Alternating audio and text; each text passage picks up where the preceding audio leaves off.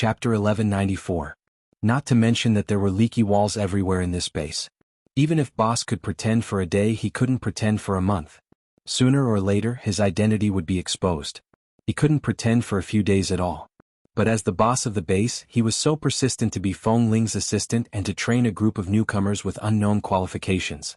Was the power of love so great? Boss Li, who was so great that he used to avoid women when he saw them, now almost wanted to be with Feng Ling every day. It was really too frightening. On the first day that Li Nanheng pretended to be the deputy drill master of the training camp, Feng Ling looked at the deputy drill master that Ah Feng arranged for her. She was already calm enough not to roll her eyes on the spot. After watching him silently for a while, she knew that Ah Feng probably didn't dare to compete with Li Nanheng anymore. If he did, his power and charge would be removed and his face would be hurt. Ah Feng was sent here by the 4 elders of the Li family, and he was the Li family's representative. She simply waved her hand, asked someone to keep the deputy drill master here, and let Ah Feng go first. Then this group of immature newcomers saw with their own eyes a deputy drill master who was stricter than Feng Ling, even fiercer, and even like a devil when training them. How could this training method be like this? This kind of training was no different from corporal punishment.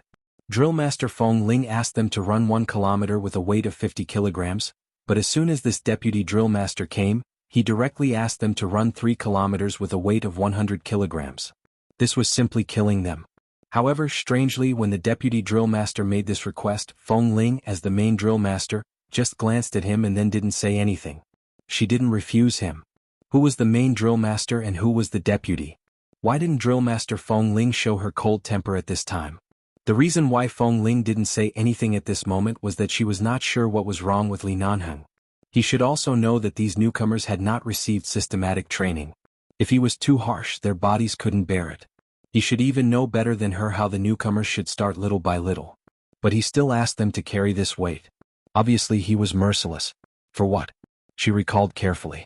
Just now, when the members were taking a break, Wan Ku seemed to have filled her cup with water and then sat next to her and asked her several questions about her usual physical training. She held the cup and patiently answered him. After that, Li Nanheng, who had been merciful, turned into a devil. As she thought of this, the slightly dull emotional thread in her brain suddenly snapped, as if she had found the source of the problem. At this moment, the usually cold-faced demon goddess looked thoughtfully at the young lads who were running with weights in the camp and then at Li Nanheng. The man casually picked up her cup and took a sip. Then he frowned, as though there was something wrong with the taste of ordinary warm water. He poured the water away, rinsed the cup with water, picked up the simple thermos in the camp and poured a cup. Then he walked over and handed it to her. Drink it. Feng Ling. She didn't take the cup. Seeing that the members had run far away and couldn't see her, she looked at the man in front of her and said seriously, Li Nanheng, you asked me to return to the base and arranged for me to be the drill master of the newcomers. Since you've paved the way for me, I'll take over this baton and continue to work hard. I'll try my best to complete the task given to me with 100 points. Hearing her words, Li Nanheng knew what she was going to say. I didn't mean to disturb you. I just wanted to help you because it's too tiring for you to take care of these kids alone. Is there a problem?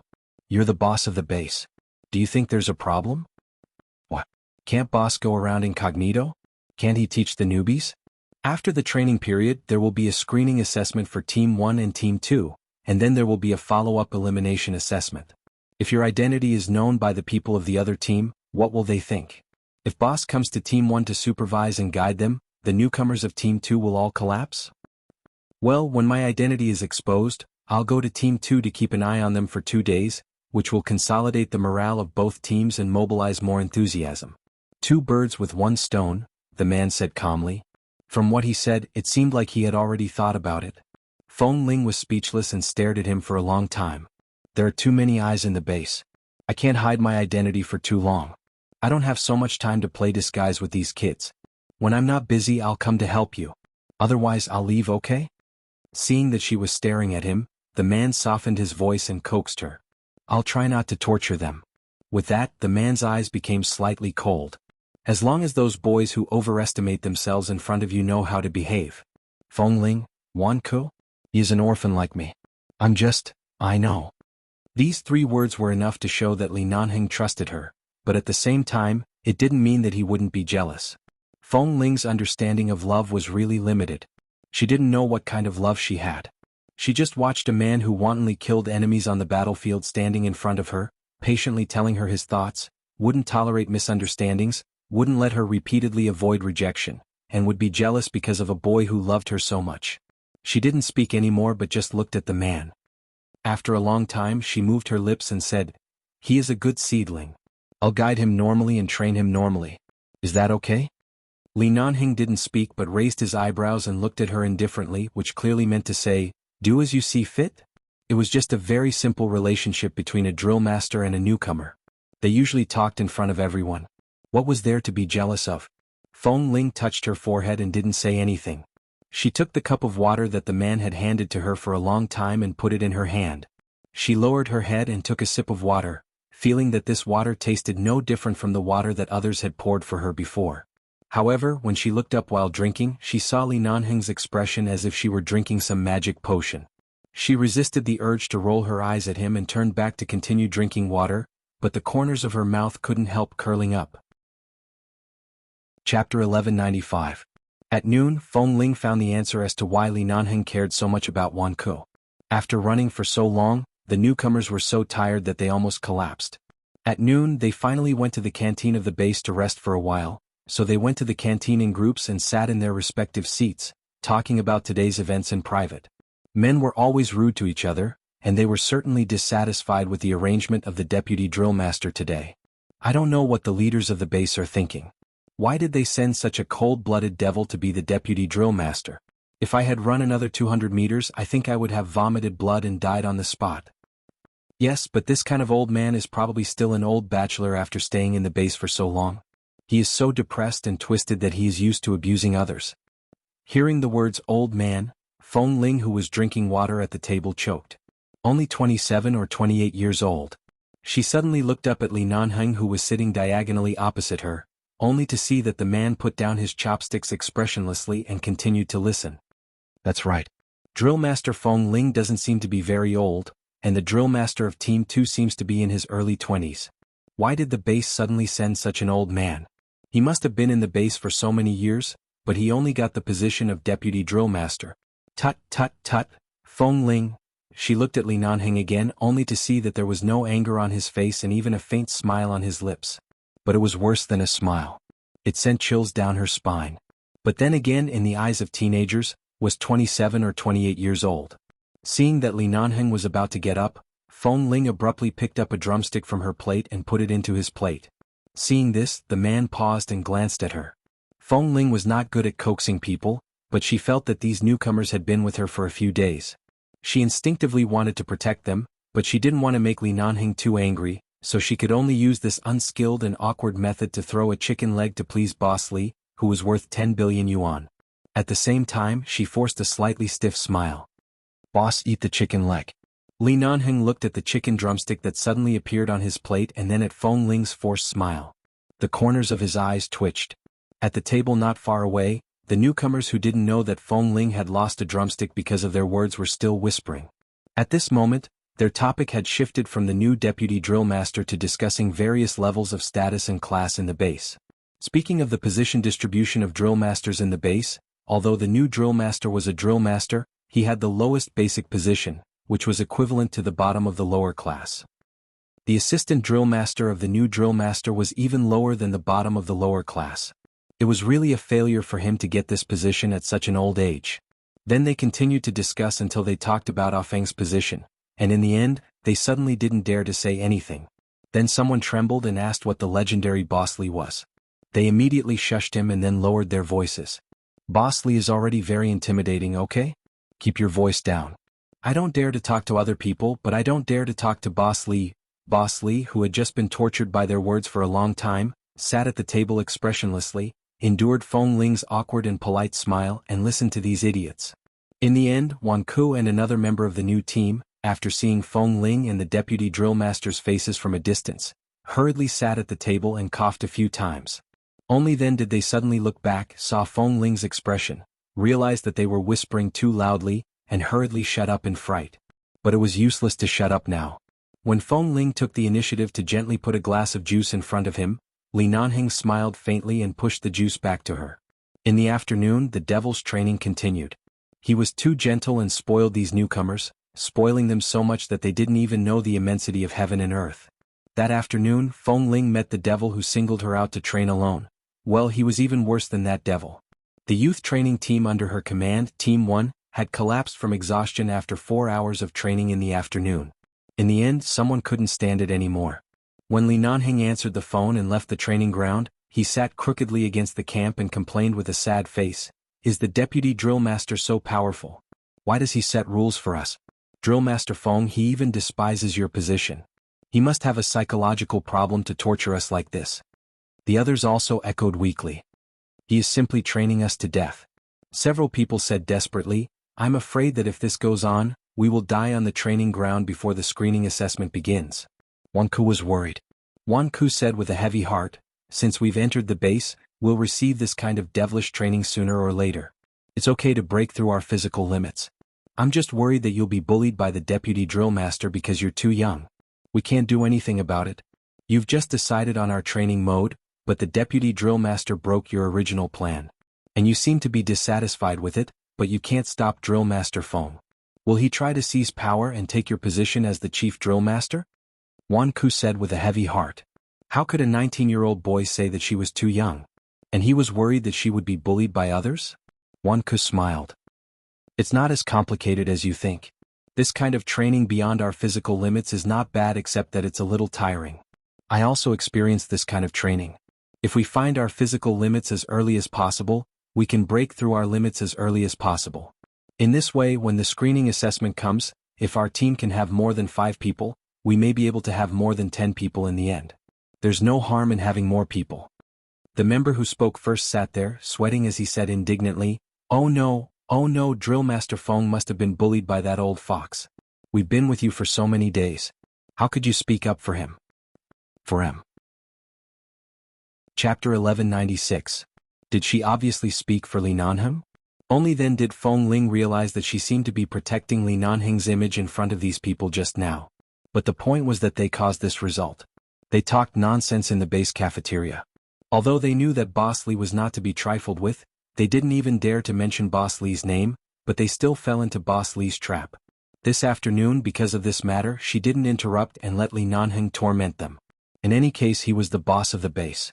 He knew what he was doing and wouldn't kill anyone. She had been picked out by him to train in the base, but she didn't die of exhaustion. After all, she was an elite member trained by him. It was not a bad thing for these people to experience this early. She was just telling the truth. We're all brothers in the base. There's no bullying. What did you learn outside at such a young age? In 11 base there's only brotherhood. There's no such thing as level suppression, Feng Ling said lightly. But Drill Master, you are a woman. You treat them as brothers, but they don't necessarily treat you as brothers. I think the deputy drill master is obviously bullying the little girl. Someone complained. Another person suddenly said as if there was a flash of light in his eyes, "Hey, do you think the deputy drill master likes the drill master? Drill Master Feng is so beautiful. There must be a lot of people who like her." "That's right, but Drill Master Feng, you must keep your eyes open. You can't like anyone. The deputy drill master is fierce, violent, and has a bad temper. More importantly, his level in the base is even lower than yours. He is really not an ordinary person." A Feng happened to come in at this time. Suddenly hearing these words, he held back his laughter and walked behind Feng Ling. When he cleared his throat, the newcomers who were still complaining were scared and quickly shut up. "Drill Master Feng, the date of the first assessment of the youth training team has been arranged. This is the training program that needs to be evaluated. Take a look." Ah Feng handed a document in his hand to her. Feng Ling took a look at it and didn't say anything. At the same time, Ah Feng said earnestly in front of everyone, "The deputy drill master you're talking about is a big shot that everyone in our base is fighting to have him guide. Hundreds of members have been waiting for many years, but they may not be able to get him to guide them personally. Be satisfied, Ah." "What do you mean by big hands? Is it the deputy drill master's devilish training method?" Someone objected in a low voice. Ah Feng smiled. "Did any of you faint from exhaustion?" Everyone thought about it and didn't say anything. It's not so easy to break through the physical limit. Many drill masters in the base try to let their members break through the limit as soon as possible, but if the strength is not well controlled or the training procedures and order are wrong, many people will suffer muscle strain or other physical damage. But your current deputy drill master seems to be merciless to you, but does anyone have a muscle strain? Does anyone feel that they are useless? Which training is not done according to the standard procedures. Everyone, if one day you know the identity of this deputy drill master, you will be scared to death. How dare you criticize him here? Don't you see that even a stubborn and cold-tempered person like Drill Master Feng is willing to temporarily retreat to the second line? It's not your fault that you are young, but it's your fault that you don't know the immensity of heaven and earth. If you don't know how to observe people's words and expressions, you will only suffer more losses. After being inexplicably reprimanded by the manager of the base hall, those members who were complaining just now didn't say anything anymore. However, each of them had a huge wave in their hearts, and they began to doubt the identity of that deputy drill master in fear. Li Nanheng had just received a call and went to another training camp. When he came back, he suddenly heard the conversation inside. Feng Ling also felt that they didn't cherish such a good opportunity. There were very few opportunities for Li Nanheng to personally guide them. She had experienced it herself, so she knew that although Li Nanheng seemed to be too lazy to guide those members, as long as he really spoke, he would never make a mistake. Whether it was his physical strength or his teaching ability, he was definitely not ordinary. However, he was used to being a hands-off leader and was too lazy to lead the team. Usually, most of the tasks were handed over to the drill masters in the base. Except for the sniper team that he personally supervised, no other team had such an opportunity. Feng Ling also said, Feng is right. When I was a newcomer, I was at the same stage as you. I suspected that I would die of exhaustion on the training ground, but later I found that the sooner I could surpass my physical limit, the sooner I could dig out my potential. This will also be of great help to the absorption of physical strength in all aspects in the future. If you can stand firm under the training mode of the deputy drill master, I believe that the final screening test results will be very good. Maybe none of you will leave, and you will all be able to stay in the base safely. Stand firm? The members were still sitting on the ground, so tired that they didn't even have the strength to speak. After a long time they said, all right? But she still couldn't help saying, Drill Master Feng, no matter what, you're still our main drill master. How can you ignore the fact that someone stole your limelight? Why are you speaking up for him? Is it responsibility? Is it cowardice? Yes. Li Nanheng couldn't listen to it anymore. He coughed and there was silence inside. Then, as if he hadn't heard anything, Li Nanheng entered the training camp inside and glanced coldly at the members of Team 1 who were temporarily resting on the ground. Feng held back his laughter and said in a low voice that only she could hear, it's love. Feng Ling, apart from Boss Li, there was no other person in the entire base who could make someone as bad-tempered as Feng Ling to stand aside silently and take a back seat.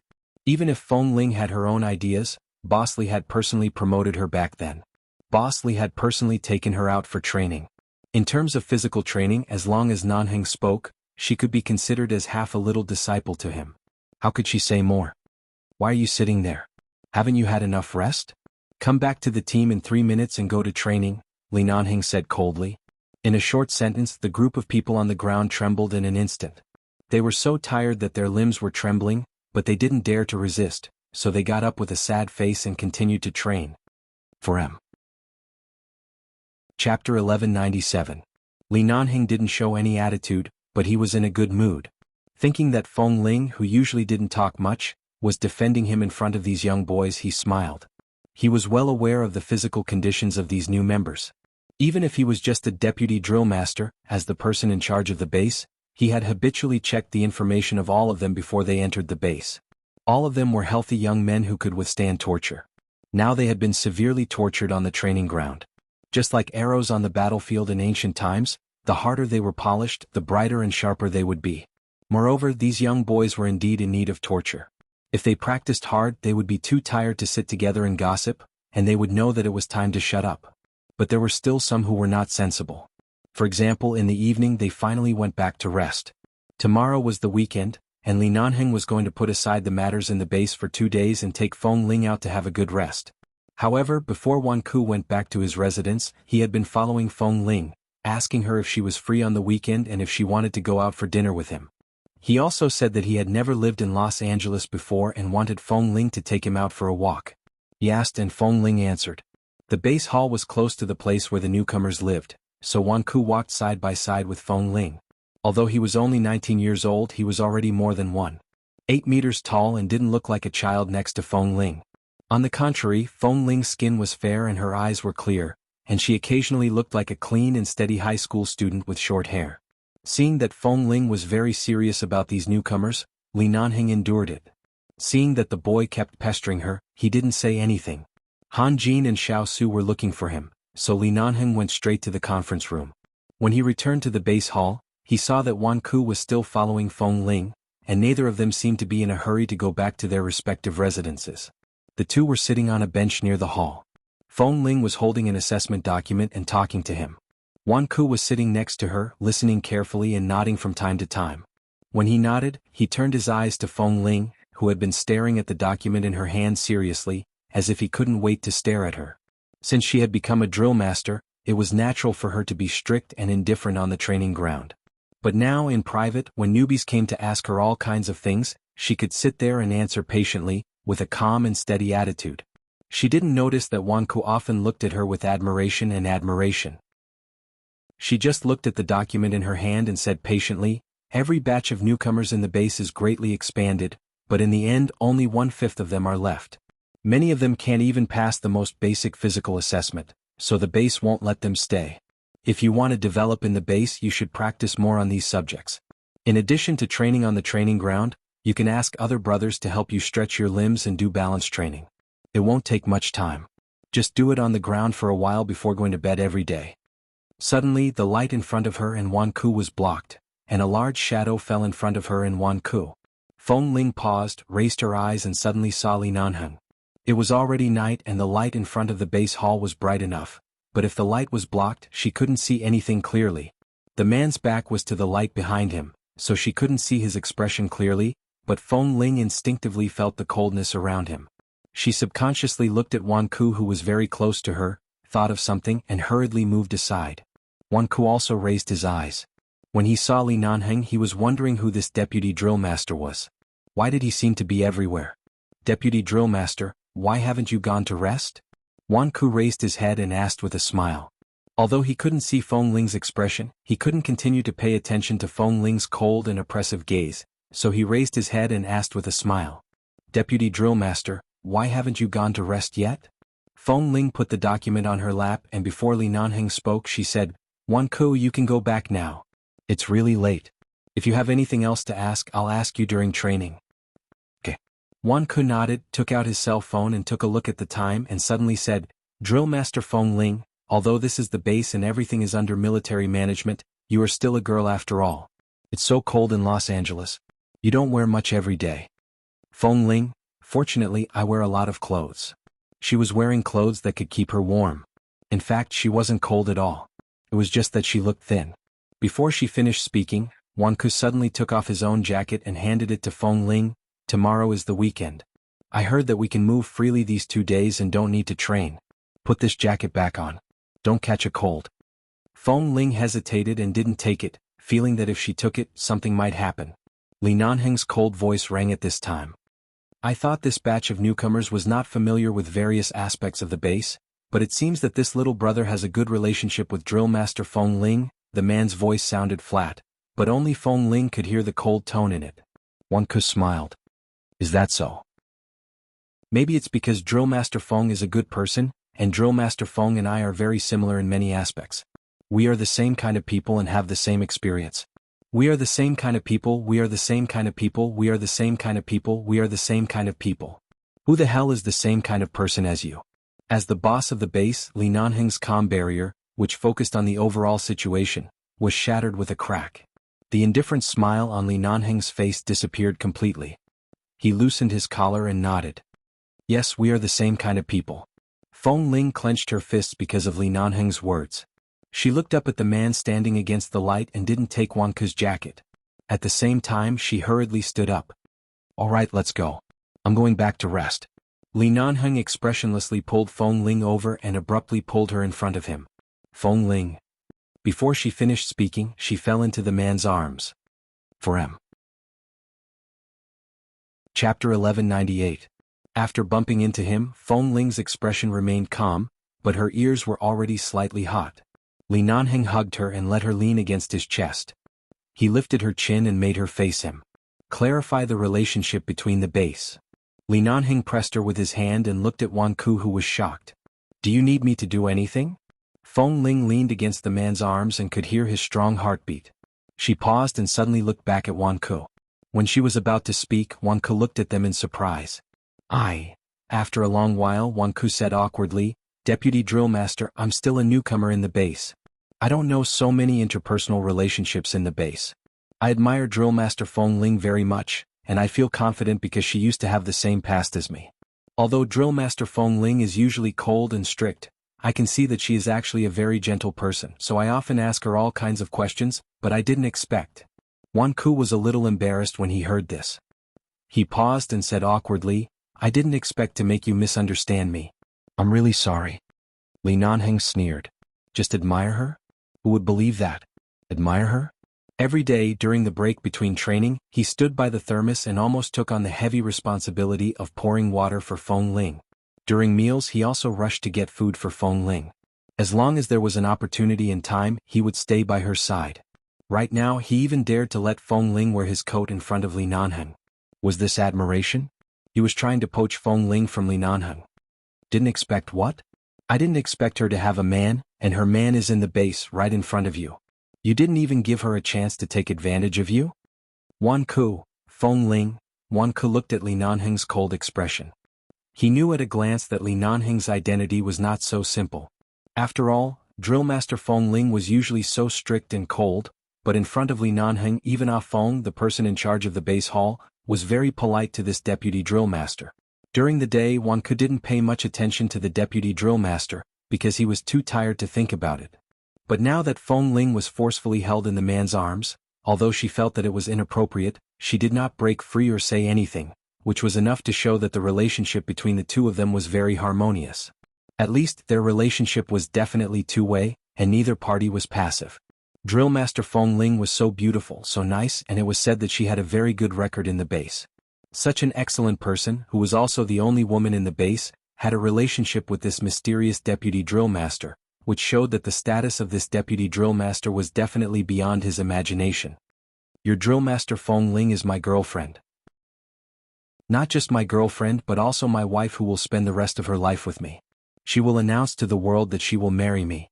Li Nanheng looked at the boy. "So stay away from her, understand?" Wan Ku suddenly woke up. Although he wasn't sure who this man was, he couldn't afford to offend him, so he didn't dare to have any improper thoughts. "Got it?" Seeing that this boy was smart and knew when to advance and retreat, Li Nanheng casually put his own uniform jacket on Feng Ling's shoulders. "If you understand, then get lost. I have something to say to your drill master." Wan Ku hurriedly put on the jacket in his hand, and being stared at by Li Nanheng's cold eyes, he quickly left. Feng Ling was really annoyed by Li Nanheng's strong possessiveness. Just now, in front of the new members, she didn't want to embarrass Boss Li. Seeing that he had left, she turned her head and glared at him. "I was talking to him openly outside the base hall. He didn't do anything to me and I didn't do anything to him. Why are you so jealous?" Li Nanheng lowered his eyes to look at her. "If I hadn't known his temper, I would have kissed him in front of him." Feng Ling, she knew that he would definitely do that. Although Wan Ku had scared away her men, it was not a bad thing. If Wan Ku could see the truth earlier, he would not take any detours. After all, apart from being smart and good at interpersonal relationships, there was nothing wrong with him. The world was unfair. Not everyone could climb up smoothly by being honest, especially an orphan without a backer. If he wanted to shine in the crowd and have a place in the position he wanted, he had to rely on his clever mind and means. She had also paid attention to Wan Ku's attitude. He was indeed very earnest to her, but in fact he was only 19 years old. It wasn't easy for him to sneak into the base, so he didn't have much time to think about love. He just wanted to show his ambition and make the people above him like and accept him. He wanted to settle down here, so he was good at flattering others and didn't have any bad intentions. If Wan Ku really had feelings for Feng Ling would have avoided him long ago. She didn't want to miss such a smart, purposeful and capable person. She hoped that he could seize the opportunity and develop well in the base. "He doesn't have any bad intentions for me, and in my eyes he is still a child." Although Feng Ling was still in Li Nanheng's arms, she didn't break free. "If he dared to have any bad intentions, do you think I would let him stay until today?" Li Nanheng sneered, hugged her tighter and kissed her hair. "Don't go too far. These boys are still young, but they have all passed puberty, especially for such a cold and aloof woman. Seeing her walking in front of them every day, they can't help but have bad intentions for her." Feng Ling's lips trembled. How can I be so popular? How can they have bad intentions for me? Why can't I see that I'm so good? The man raised his eyebrows. He held her head and kissed the top of her soft hair, but his voice was still cold as he said, "Very good. This old man has never made a wrong choice in this life. Especially right, it can't be any more right. Fortunately, that kid is smart. Otherwise, he might not even have the chance to participate in the newcomer assessment." Chapter 1199. Fortunately, although he is young and impetuous, he didn't dare to do anything to you. Li Nanhing's tone was still cold, and his slender fingers rubbed against Feng Ling's dry lips. Otherwise, I might really do something impulsive in front of him. Hearing the words impulsive, Feng Ling suddenly looked at the lights and surveillance cameras outside the hall and said in a low voice, "Even if someone wants to do something impulsive to me, they have to be able to get close to me. They can't beat me." She could understand Li Nanhing's mood after being left out for so many days after returning to the base. Otherwise, she would have pushed him away and rushed back to the hall alone. "Tomorrow is the weekend. Let's go out?" Li Nanhing raised his eyebrows and didn't continue to talk about other people. Instead, he hugged the woman in his arms tighter. Their first assessment is arranged next week, so they can only take time to rest this weekend. It's time to give me some benefits. Feng Ling coughed and didn't know where to put her hands. After a long while, she gave a low "N." Seeing that she didn't resist, Li Nanheng was very pleased. He rubbed this little woman who seemed cold and ruthless but was very soft to him after being enlightened, kissed her on the back of her neck, then kissed her on the cheek and whispered dirty words in her ear in a voice that only she could hear. Feng Ling's face instantly flushed with embarrassment. She quickly pushed him away and turned to hurry into the door of the base hall. Although she didn't seem to be angry on the surface, only she knew that her legs were a little weak because of the man's words. She felt as if there was a fire burning on her head. Ah Feng had just come out of the bathroom in the hall, and his hands were still dripping with water. He glanced at Feng Ling who was walking in with a straight face. He had seen what happened outside just now, but it was not appropriate for him to intervene. Seeing Feng Linger's expression, Ah Feng smiled and teased, "Drill Master Feng Ling, the base is an important place. Be careful." Under Ah Feng's teasing gaze, Feng Ling was even angrier. She went upstairs without saying a word. Bang bang bang bang bang. On Saturday morning, there was a steady stream of gunfire on the shooting range. This location was far from the living quarters of the base, so the base members who could sleep a little longer were not disturbed. Only those who got up early on the weekend could hear the sound. She slept well and woke up early. She did not feel sleepy and returned to the sniper team's training camp. She held her sniper rifle and warmed up for a while. It had been a long time since she stood in front of a row of targets to train. She felt very good when she picked up the rifle. After practicing with the sniper team for a while, she took advantage of the fact that there was no one here to practice shooting over 100 meters. Kay and the others had a mission to go out today, so they got up early. They were about to leave when they passed by the shooting range. When they saw Feng Ling, they couldn't help but click their tongues. He had never seen a girl like Feng Ling who looked so valiant when she put on a uniform and picked up a gun, but looked so quiet and beautiful when she took off the uniform. Fortunately, Feng Ling was taken away by Boss Li, and no one dared to covet her. Otherwise, as long as Feng Ling was given a chance, the other boys in the base would fight for her. So handsome, so handsome, so handsome. Tam, who was walking with Kay, couldn't help touching his chin and clicking his tongue. Very handsome, right? You must have never seen Feng Ling put on a facial mask. Kay held back his laughter as he walked. Put on a facial mask? What? Tam squinted at him as if he had heard something impossible. Her? She can put on a facial mask? Are you kidding me? Really? Kay took out his cell phone from his pocket, opened the photo album and handed it to him. Look, is it her? Just a few days ago in the hospital, I saw it with my own eyes. Because I took this photo, she chased me all over the hospital. Tam looked at the cell phone and then looked incredulous.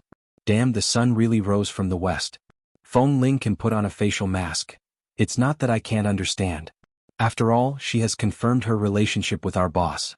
There are many women in love who try to become beautiful all day long. However, Feng Ling is probably the only one in this world who doesn't go to find her boyfriend on a weekend morning. Instead, she runs here to practice her shooting skills. Two men passed by here sneakily with their cell phones in their hands, looking at the back of Feng Ling holding a gun. It wasn't that she didn't feel the gaze behind her. Feng Ling was having a good time practicing her shooting. After leaving the base for so many years, it was rare for her to have some fun, so she ignored the two of them. However, their gazes became more and more ambiguous. She suddenly stopped and casually pulled the safety on the gun. She glanced back at the two of them coldly. Receiving her cold gaze, Kay's hand trembled and he quickly put away his cell phone, for fear that this photo would be snatched away and deleted by her, and then he took Tam's hand and ran away quickly. Feng Ling practiced for a while and suddenly heard footsteps approaching behind her. She was very familiar with Li Nanheng's footsteps, so she knew it was him without looking back. Li Nanheng didn't have the habit of staying in bed. Even on weekends he had a fixed time to get up. At this time, so early, there were not many people who could come to the shooting field. She guessed that he must have been shocked by her gunshots. The man didn't disturb her and let her practice here alone. After watching her use more than a dozen bullets here, he walked over and put one hand on her waist behind her. Feng Ling paused but didn't look back. The man raised his hand to adjust the angle of her arm holding the gun and let her aim the muzzle at the most difficult 12 consecutive targets in the shooting field. With one hand on her waist and the other on her wrist, he adjusted her posture and said, "Shoot." With a bang, the bullet quickly passed through the overlapping 12 consecutive targets, and the red center in the middle of the series of targets emitted a wisp of white smoke because of the rapid passing of the bullet. The angle was extremely accurate, right in the center without the slightest error. At this moment, Feng Ling felt as if she had returned to many years ago. In the base, Li Nanheng also occasionally taught her by the side. She felt hot all over and was about to put down the gun and turn back, but suddenly felt the man behind her press her into his arms, bend down and kiss her on the lips. Chapter 1200. The gun fell from her hand and landed on the table in front of the shooting range, and the man turned her body around. It was a weekend morning. It was rare that there were no slogans or footsteps in the base at this time. There was no one around. The man's kiss was gentle and affectionate, not as rough and direct as usual. Obviously, the way she stood here and practiced shooting hard also brought back a lot of memories. Most men were too lazy to recall the past, but Feng Ling had the ability to make a man like Li Nanheng recall some memories from many years ago. There was nothing better than watching his wife grow up bit by bit in front of him. The man was moved and hugged her, kissing her reluctantly. Li Nanheng smiled and kissed the corner of her mouth again. He pinched her chin with one hand, gently rubbed her rosy lips with his fingertips, and looked at her deeply. "Drillmaster Feng, you're off today. Accompany me out of the base and find a place to have a good fight. How about that?" Feng Ling smiled and said, "How about you accompany me out of the base and find a place to have a good fight?" Under the man's attack, Feng Ling nodded with a sullen expression. Of course she knew what a spar was. Li Nanheng was satisfied. "What are you two doing?" Han Jin had long heard the gunshots here. Everyone in the base had practiced shooting until they were sick of it. Hearing such diligent movements, he guessed that it was Feng Ling. When she was in the base, she often came to practice alone like this. She was more serious and diligent than anyone else, and the frequency of shooting was almost the same as in the past. After eating a few mouthfuls of breakfast, he was about to go out to buy something on the weekend, but when he passed by here, he saw the two of them kissing each other. He was so angry that his teeth almost fell. Is boss really going to take the lead to completely change the atmosphere of the base? Does he think Feng Ling is still a tomboy and can take the opportunity to kiss her? Now everyone knows that she is a girl. In public, are you two talking about love in the shooting range? Li Nanheng said lazily. In public? Where? Han Jin, who represented the crowd by himself, was speechless. He couldn't help but take a deep breath. Although it's indeed gratifying that little Feng Ling is back, don't forget that Ah Feng is very strict now, especially now there are still people. Hoping that one day when the two of them quarrel and break up, Feng Ling will leave the base in a fit of anger and give up the position of drill master. Han Jin looked at Feng Ling again. Although the position of drill master for newcomers doesn't sound as powerful as the position of deputy drill master of the shooting range, there are still a lot of people keeping an eye on it. Do you know how many people are waiting to catch you? In terms of raw strength, they really can't find any fault with him. However, those people from Team 3 also know about this. They've been complaining about him in private ever since he came back. Now they often talk about this matter with boss in private. Even a small movement can be made into a story from all angles. I really have to give it to them. A group of men can actually talk so much nonsense when they're unhappy with someone. It turned out that those people in Team 3 who didn't like her would definitely be unhappy. However, since she came back, she hadn't had a chance to contact them, so she didn't pay attention to them. She didn't listen to other people's private gossip, so she didn't know what they were talking about. It was rare for Han Jin to see Feng Ling. After all, she was really too busy in the past few days and had been in the training team. When he saw her, he just gave her a few words to remind her in case she heard some unpleasant words from Team 3 one day and got angry again. However, Feng Ling said calmly, "When I came back to be the shooting coach, I was really guilty and didn't want to take such an important position. But as a drill master, I can still bear the responsibility. I'm not afraid of them talking about me. If they don't like me, just come and fight me." Hearing this, Han Jin raised his eyebrows and then smiled. He didn't expect Feng Ling to say such arrogant words. It was really rare. Feng Ling was even more arrogant and condescending. "Even a few people may not be able to beat me. Do I need to take the words of this kind of trash seriously?" Li Nanheng didn't say anything. He just looked at the woman with calm eyes in front of him, and the smile on the corner of his mouth didn't disappear. Han Jin's words were also to give her a heads up, so that she wouldn't be able to live with herself if she really encountered something bad. But the current Feng Ling was no longer the Feng Ling of the past. In the past, she was cautious, silent, and tried her best to reduce her sense of existence. She was unwilling to offend anyone. She used to be quiet in the base, which left a deep impression on others. She was the only one in the base who knew her well. Now, although she was not high profile, she had no intention of spoiling those people who were not worth mentioning at all. Now her heart was firm and steady. The experience outside for the past 3 years had also made her regain a lot of confidence in the way to get along with people. She would no longer blindly hide from those who were right and wrong. Instead, she would deal with the situation according to the situation. If the former Feng Ling was a piece of unpolished jade waiting to be carved, now she was a high-quality jade that had been carved and was even emitting light. She was no longer the little Feng Ling who needed everyone to drive her emotions and drag her to participate in all kinds of fun, nor was she the little Feng Ling who trained hard every day and waited to advance by leaps and bounds in every assessment. She was now Feng Ling. She had grown up, had her own views, and had her own outlook on life. Of course, Feng Ling didn't know how praiseworthy her rare arrogance was in the eyes of men. She just stared at Han Jin. "Drill Master Han." "Oh no, it's Minister Han." Han Jin had long been promoted in the base. Back then he was the leader of the best Team 1 in the base. It was said that he had been promoted 2 years ago. Han Jin felt that Feng Ling seemed to have something to say, so he raised his eyebrows and looked at her. Feng Ling did want to say something. She recalled that she had accidentally heard the conversation between Han Jin and Xiao Su outside his room. At that time Han Jin had casually said, "It's just a fruitless love. There's no need to take it to heart." Although he had only said these words to comfort Xiao Su, she had kept it in her heart for many years. It was because she knew that Han Jin was actually on her side that she really wanted to ask him if he had ever liked anyone. However, before she could ask, Li Nanheng saw that she had been staring at Han Jin and took her back into his arms expressionlessly. "Why are you wasting time with him? Come on, let's spar." Han Jin looked puzzled. "Spar? Where are we going?" Li Nanheng turned away with his arm around Feng Ling and waved his hand in the direction of Han Jin. "I don't have a common topic with this kind of eternal bachelor. You won't understand even if I explain." "Han Jin? The meat is already stewing. Eat some biscuits first." Calm down, our boss Li is not really an animal. His mind can't be full of sex. He has to be sweet first, right?" Chapter 12:01. Upstairs in the base hall, Feng Ling had just changed out of her black uniform when she suddenly heard a text message from her cell phone. She picked up her cell phone and saw a screenshot from Li Nanheng. He said that she had bought tickets for the afternoon cinema, and it was a couple's seat. The cinema gave her a small gift to choose from, including some cute dolls and some simple toys. Cinema? Was he going to take her to the movies? Feng Ling had never watched a movie outside. Although it was tacky in the eyes of other couples, in her eyes she was looking forward to trying it. She felt a little sweet in her heart. She chose a pair of Mickey dolls and then asked, "What kind of seats are the couple's seats?" A few seconds after she sent the message, Feng Ling was about to take her coat when her cell phone vibrated again. "Li Nanheng, there is no partition in the middle. As soon as the lights are turned off, I can do whatever I want to you. I can kiss you if I want to. Are you afraid?"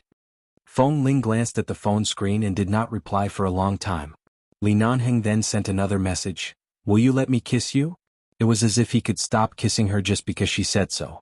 Feng Ling's finger paused on the screen for a while, and then she replied embarrassedly, "Yes." On the other side of the phone, Li Nanheng saw this word and a punctuation mark and smiled. Although it was the weekend recently because of the newcomers, the atmosphere of the entire base was very busy. This rare weekend rest was also because Ah Feng was scared by Boss Li and had to let Feng Ling rest temporarily. The newcomers also rested for 2 days today, and all of them were very happy. When Feng Ling left the base, she was wearing a casual sportswear, a black hooded sweater, a white woolen coat and black trousers, which made her slender legs look even longer. She looked clean and neat, but still in her usual simple and casual style. Her bangs were long enough to cover her eyes, and she casually tucked them behind her ears with her fingers. Before leaving the base, she was bumped into by a newcomer in her team. Seeing that Feng Ling was not wearing a combat uniform, he whistled at her from a distance and asked her if she was going out. Feng Ling was looking down at her cell phone, and her cheeks were a little hot after hearing Li Nanheng's words.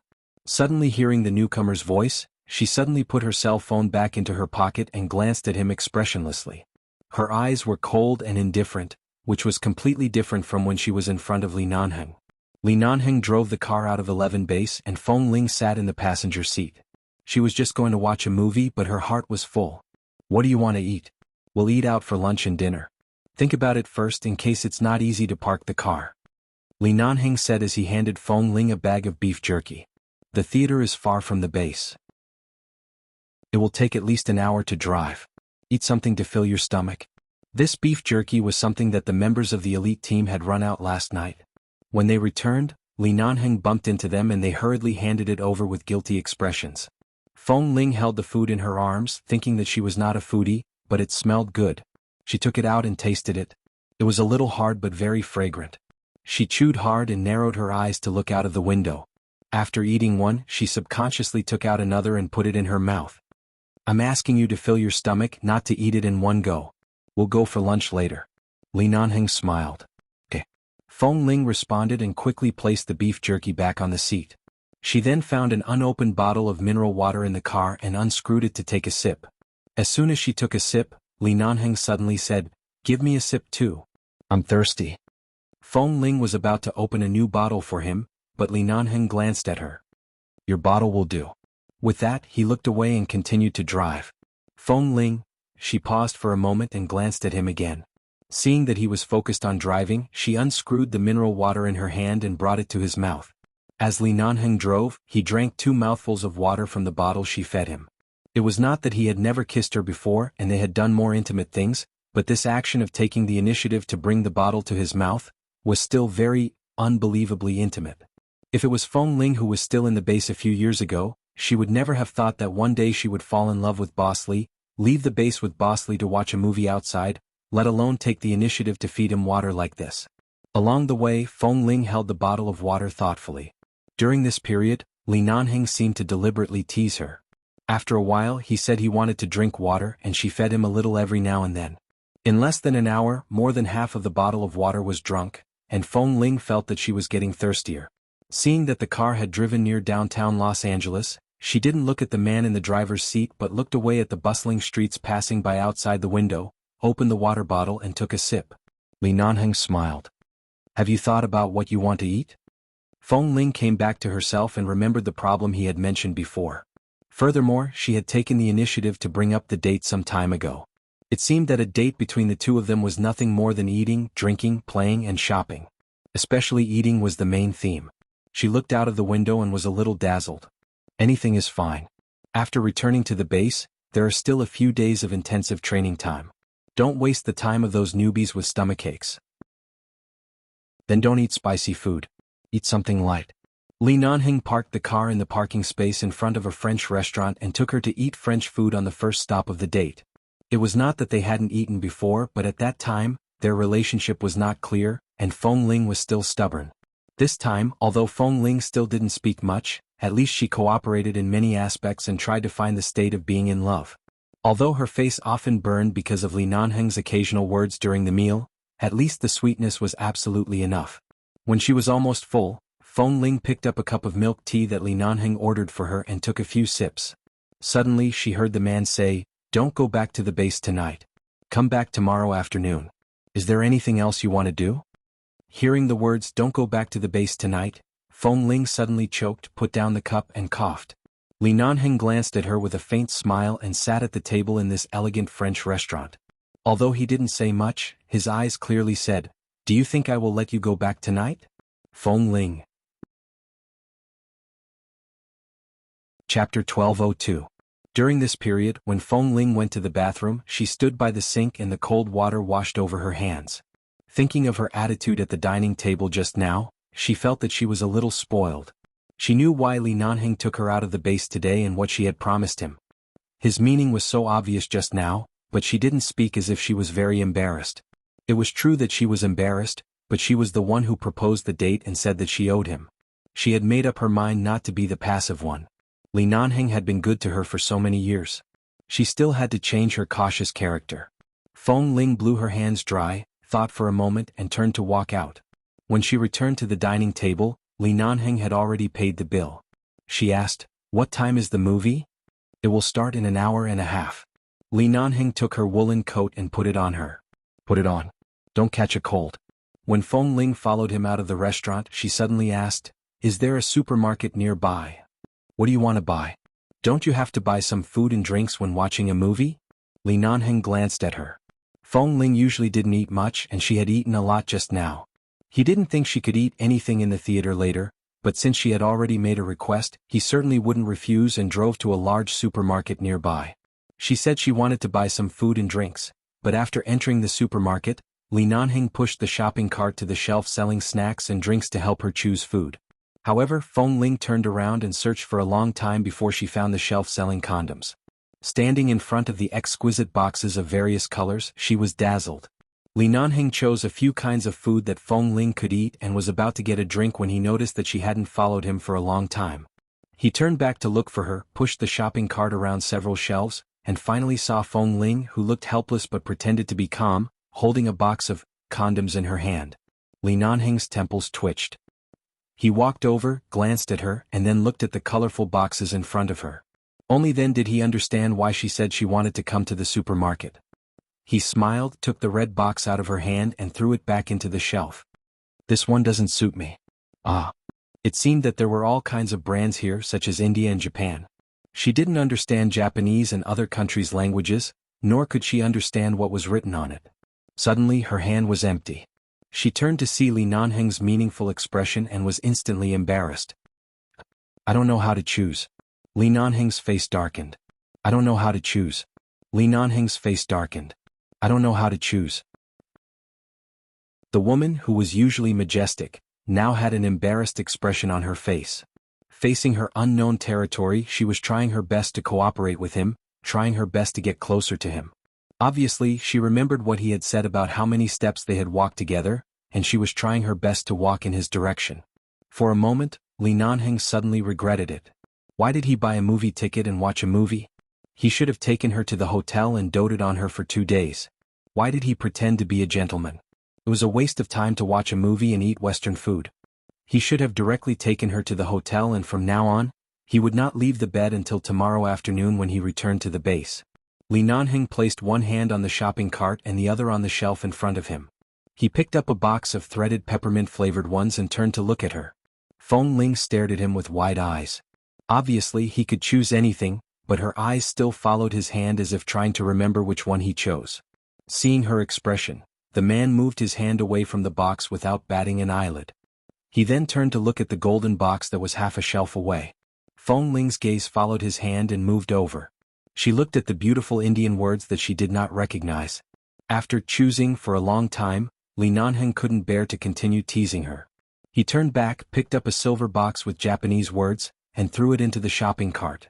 Feng Ling looked down at the one he chose in the end. It was written with something like Book 001. That's it.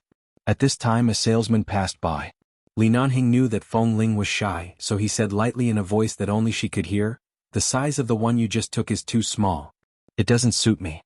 Feng Ling was startled and then her face was burning. It was the first time since she left the base that she blushed so much. She simply turned her eyes away from him. The man smiled as he pushed the shopping cart, stretched out his long arm, and held this little woman who was so cute that he wanted to find a place to press her on the bed right now into his arms. He bent down and kissed her on the head. "I'll buy it in the future. It doesn't matter what brand it is. Remember to choose a bigger size." Li Nanheng you. Feng Ling suddenly turned her eyes, but the man directly sealed her lips. There were so many people around. Feng Ling's hair stood on end and she looked aside from time to time. In the end, the man was in a really good mood. Before she lost her temper, He let her go and kissed the tip of her nose. "Let's go and pay the bill." Feng Ling was no longer blushing, but she was forcibly held by him to the checkout counter. Until they left the supermarket, her face was still unbelievably hot. She felt that it was not right for her to be too indulgent to a shameless man like Li Nanheng. When she didn't take the initiative, he was already unrestrained enough. If she took the initiative, he would probably swallow her alive. 15 minutes before the movie began, the two of them arrived at the cinema. After entering, they found a couple's seat. This seat was on the second floor of a luxurious cinema hall. The angle and view of the movie were very good and it was very hidden. There were several couples' seats in the back, and there were also many young couples behind. During this period, Feng Ling seemed to hear someone kissing behind her. Although she was not hungry, she quickly took out a bag of original potato chips to eat. However, after taking a few bites, the man beside her took the bag in her hand away, and then, a Hollywood blockbuster movie took about 2.5 hours. In the first half an hour, she was too embarrassed to watch because she heard the kissing sounds between the young couples, and in the last 2 hours she was almost pressed on the sofa and kissed by Li Nanheng. Originally, Li Nanheng simply wanted her to experience these processes that she had never experienced before, but this little woman's appearance in the supermarket really made him want to die. Chapter 1203. If it weren't for the fact that he was still rational and knew her temper and bottom line, he would have turned into a wolf and done something to her on the couple's seat. In the end, he only kissed and hugged her, kissing her until her cheeks were hot, her clothes and coat were wrinkled, and there was a faint mark on her neck. Compared to the impulsive young couples on the couple's seat behind her, she was not much different. When the movie ended, the two of them didn't know what the whole movie was about. When she walked out, Feng Ling refused to look back and walked all the way out of the theater. After getting into the car, she pulled down the mirror in front of her and looked at it. When she saw the mark on her neck, she immediately glanced coldly at the man in the driver's seat. Li Nanheng chuckled softly. "Sorry, I couldn't control myself." She couldn't control herself. Feng Ling could already imagine what it would be like at night. She felt that she needed to buy 2 high-collared shirts. Previously, Li Nanheng asked her what she wanted to do, but in fact she didn't have anything to do. She felt that since she was a child, she didn't have a strong personal goal. Except for living well, she didn't have anything special. Later, what she really wanted, it was probably Li Nanheng. Although she didn't admit it in the past. "It's almost evening. You got up early today. Are you tired? Go straight to the hotel?" As the man spoke, he also glanced at her neck. He wanted to avoid it at night as much as possible, lest she accidentally exposed it in front of the newcomers. After all, Drillmaster Feng Ling still had to maintain her dignity. "There seems to be a department store nearby. I'll go buy some things." Feng Ling didn't think that Li Nanheng, a man who could make her die in bed, would be merciful. She had already thought of a way in advance and planned to buy 2 high-collared clothes. Hearing her request, Li Nanheng drove the car over. She had a clear goal. After entering the mall, she did not wander around but went straight to the women's clothing counters, looking for those high-necked clothes. At first, Li Nanheng did not notice what she was going to buy and only let her go in. He looked at the jewelry counters on the first floor for a while but did not see any jewelry suitable for her. Feng Ling's temperament was cold and noble. Other than often blushing in front of him, she was usually unsmiling. However, she was his wife after all. He accidentally married her 3 years ago, but now she was a living person in front of him. Although she didn't know about this, he still had to make up for it sooner or later. The Li family often contacted several internationally renowned designers in France. It was better to customize a set of jewelry for her personality and temperament. It would be 100 times better than the one she bought. In his life, except for Feng Ling, Li Nanheng had never treated anyone better than he wanted to. However, no matter how well he treated her, he couldn't make up for her drifting on the sea when she was 1 year old and living in the jungle before she was 5 years old. Even if he stuffed all the best things in the world into her arms, he would still feel sorry for her. He didn't buy jewelry. Seeing that she was still buying clothes upstairs, the man walked to the Wuxia counter and stopped. Half an hour later, Feng Ling bought the clothes. She bought 2 high-collared shirts, 1 black and 1 white. It happened to be cold recently, so it wouldn't be too heavy under the uniform. After going downstairs, she saw the man standing in front of the door smoking. There were many men in the base and there were many men who smoked. However, after so many years, it seemed that only Li Nanheng's smoking posture was so beautiful that she couldn't bear to look away. She looked for a while, looked down at the clothes and the bag in her hand, took a deep breath, and walked in the direction of the man. As soon as she walked out, Li Nanheng seemed to feel her gaze. Without waiting for her to speak, he turned back and saw her. Seeing the bag in her hand, he didn't know what it was, but it seemed to be clothes. It was rare to see her shopping for clothes. The man raised his eyebrows, held a cigarette in one hand, and put the other in the pocket of his black trench coat. When she approached, he took out a blue box and gave it to her. "What is this?" Feng Ling took it. Seeing the exquisite and beautiful box, she thought he bought some jewelry for her. She was about to say that she was now a drill master in the base and couldn't wear jewelry, which was not good for her. However, before she spoke, the man put out the cigarette in his hand and said lightly, "Open it." Feng Ling paused and opened the box. She saw that there was a watch inside and the dial was a bright starry sky. The color of the watch was low-key and matched well with the clothes, but at the same time, because of the bright starry sky on the dial, it looked particularly noble and beautiful. Li Nanheng knew this better than her. Usually, some young men would wear only one earring or some men's jewelry in order to look cool, which would usually be confiscated and punished as a violation of the rules. Therefore, even if Feng Ling was a woman, she was still the same as everyone else. She couldn't wear jewelry casually in the base. Jewelry could be kept in the residence, but she couldn't wear it out in public. But she could wear a watch. She was surprised and looked up at him, but the man turned to look at the sky outside. "It's dark. It should snow later. Let's go." "This watch, it's for you?" Although Feng Ling didn't know much about various brands, she knew the VCA brand. After all, she had lived in high city. Although Jinwan was low-key and would never wear those famous brands, she had many colleagues and daughters of famous families. Feng Ling had seen many of them. She knew that the jewelry and watches of this brand were not cheap. Although she didn't know how much this one was, she knew it would not be less than 1.5 million yuan. She also knew that Li Nanheng was very rich, but such an expensive thing. "Why are you standing there?" Li Nanheng was about to walk down the stairs in front of the shopping mall. Noticing that she was still standing there, he turned back and pulled her over by the wrist. When she bumped into his arms, he put his arm around her shoulder and lowered his voice to threaten her. "I haven't given you anything. This is the first time I bought you a gift. If you dare to return it, don't even think about sleeping tonight." Feng Ling. The threat of this sentence was stronger than anything else. She hurriedly put the watch and the box into her pocket and had no intention of returning it. Chapter 1204. Back in the car, Li Nanheng glanced in the rearview mirror at Feng Ling, who carefully put her hand in her pocket and smiled in satisfaction. He raised his hand to adjust the angle of the rearview mirror casually and turned to look at her. "It's already dark. What do you want to eat tonight? Do you want to eat first and then go back to the hotel?" Feng Ling came back to herself. Whatever." Li Nanheng reached over and rubbed her soft hair. "What are you waiting for? Come back to yourself." Feng Ling had come back to herself, but she was still a little stunned by the gift that suddenly fell from the sky in her pocket. She had never received any gifts since she was a child. In the base, everyone could come out to have fun on holidays or birthdays, but it was strictly forbidden to give each other birthday gifts, so the men in the base had long been used to it.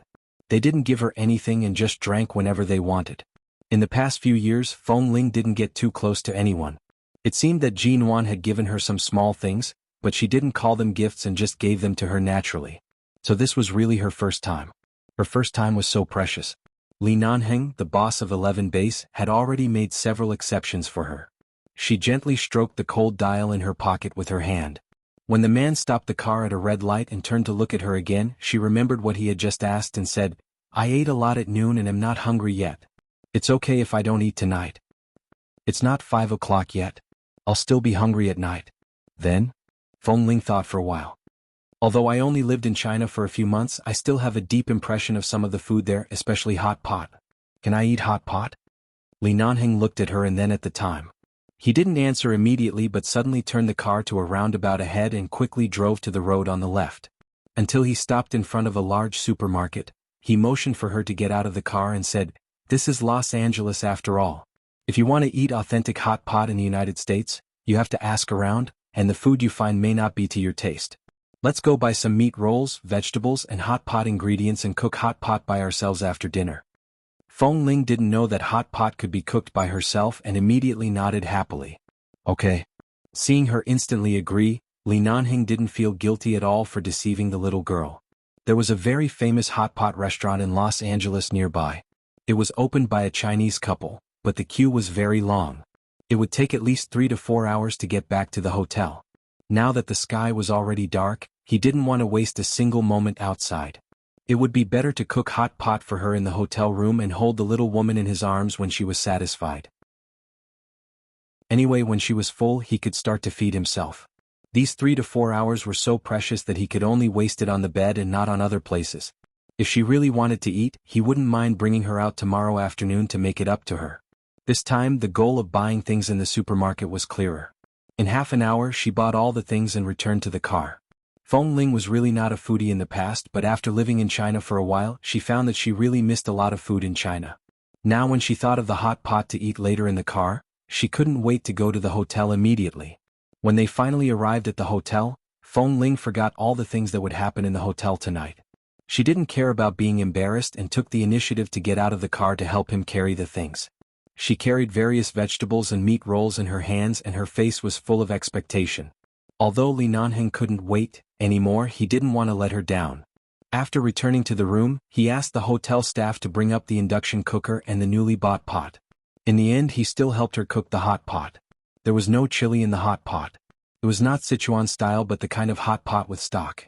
However, because it was too hot, Feng Ling's cheeks were still red and there was sweat on her forehead. She used her hand to fan her red lips as she ate. Seeing that her usually pale lips were red, Li Nanheng became more and more absent-minded. In the end, he simply left her sitting here to eat alone and got up to go to the bathroom. "Where are you going?"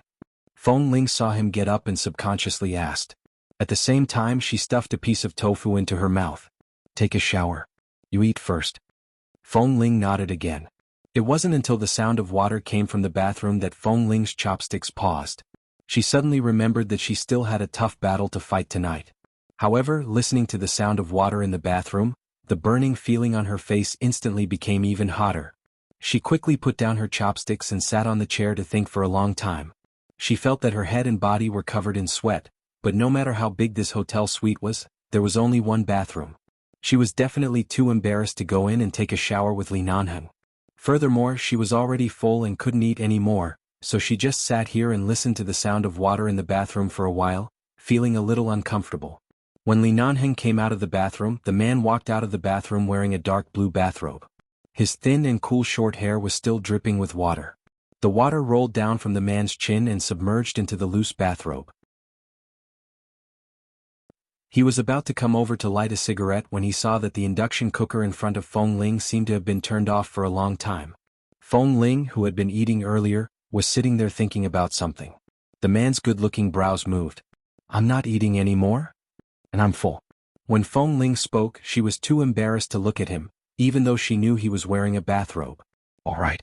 It's not easy to digest if you eat too much at night. If you still want to eat, I'll find time to take you out to eat tomorrow." The man picked up the cigarette box and put it down again, looking deeply at her. Even though the man didn't say anything or do anything, Feng Ling couldn't resist his burning gaze and quickly stood up. "I'm going to take a shower too." With that, without waiting for Li Nanheng to speak, she quickly entered the bathroom and closed the door.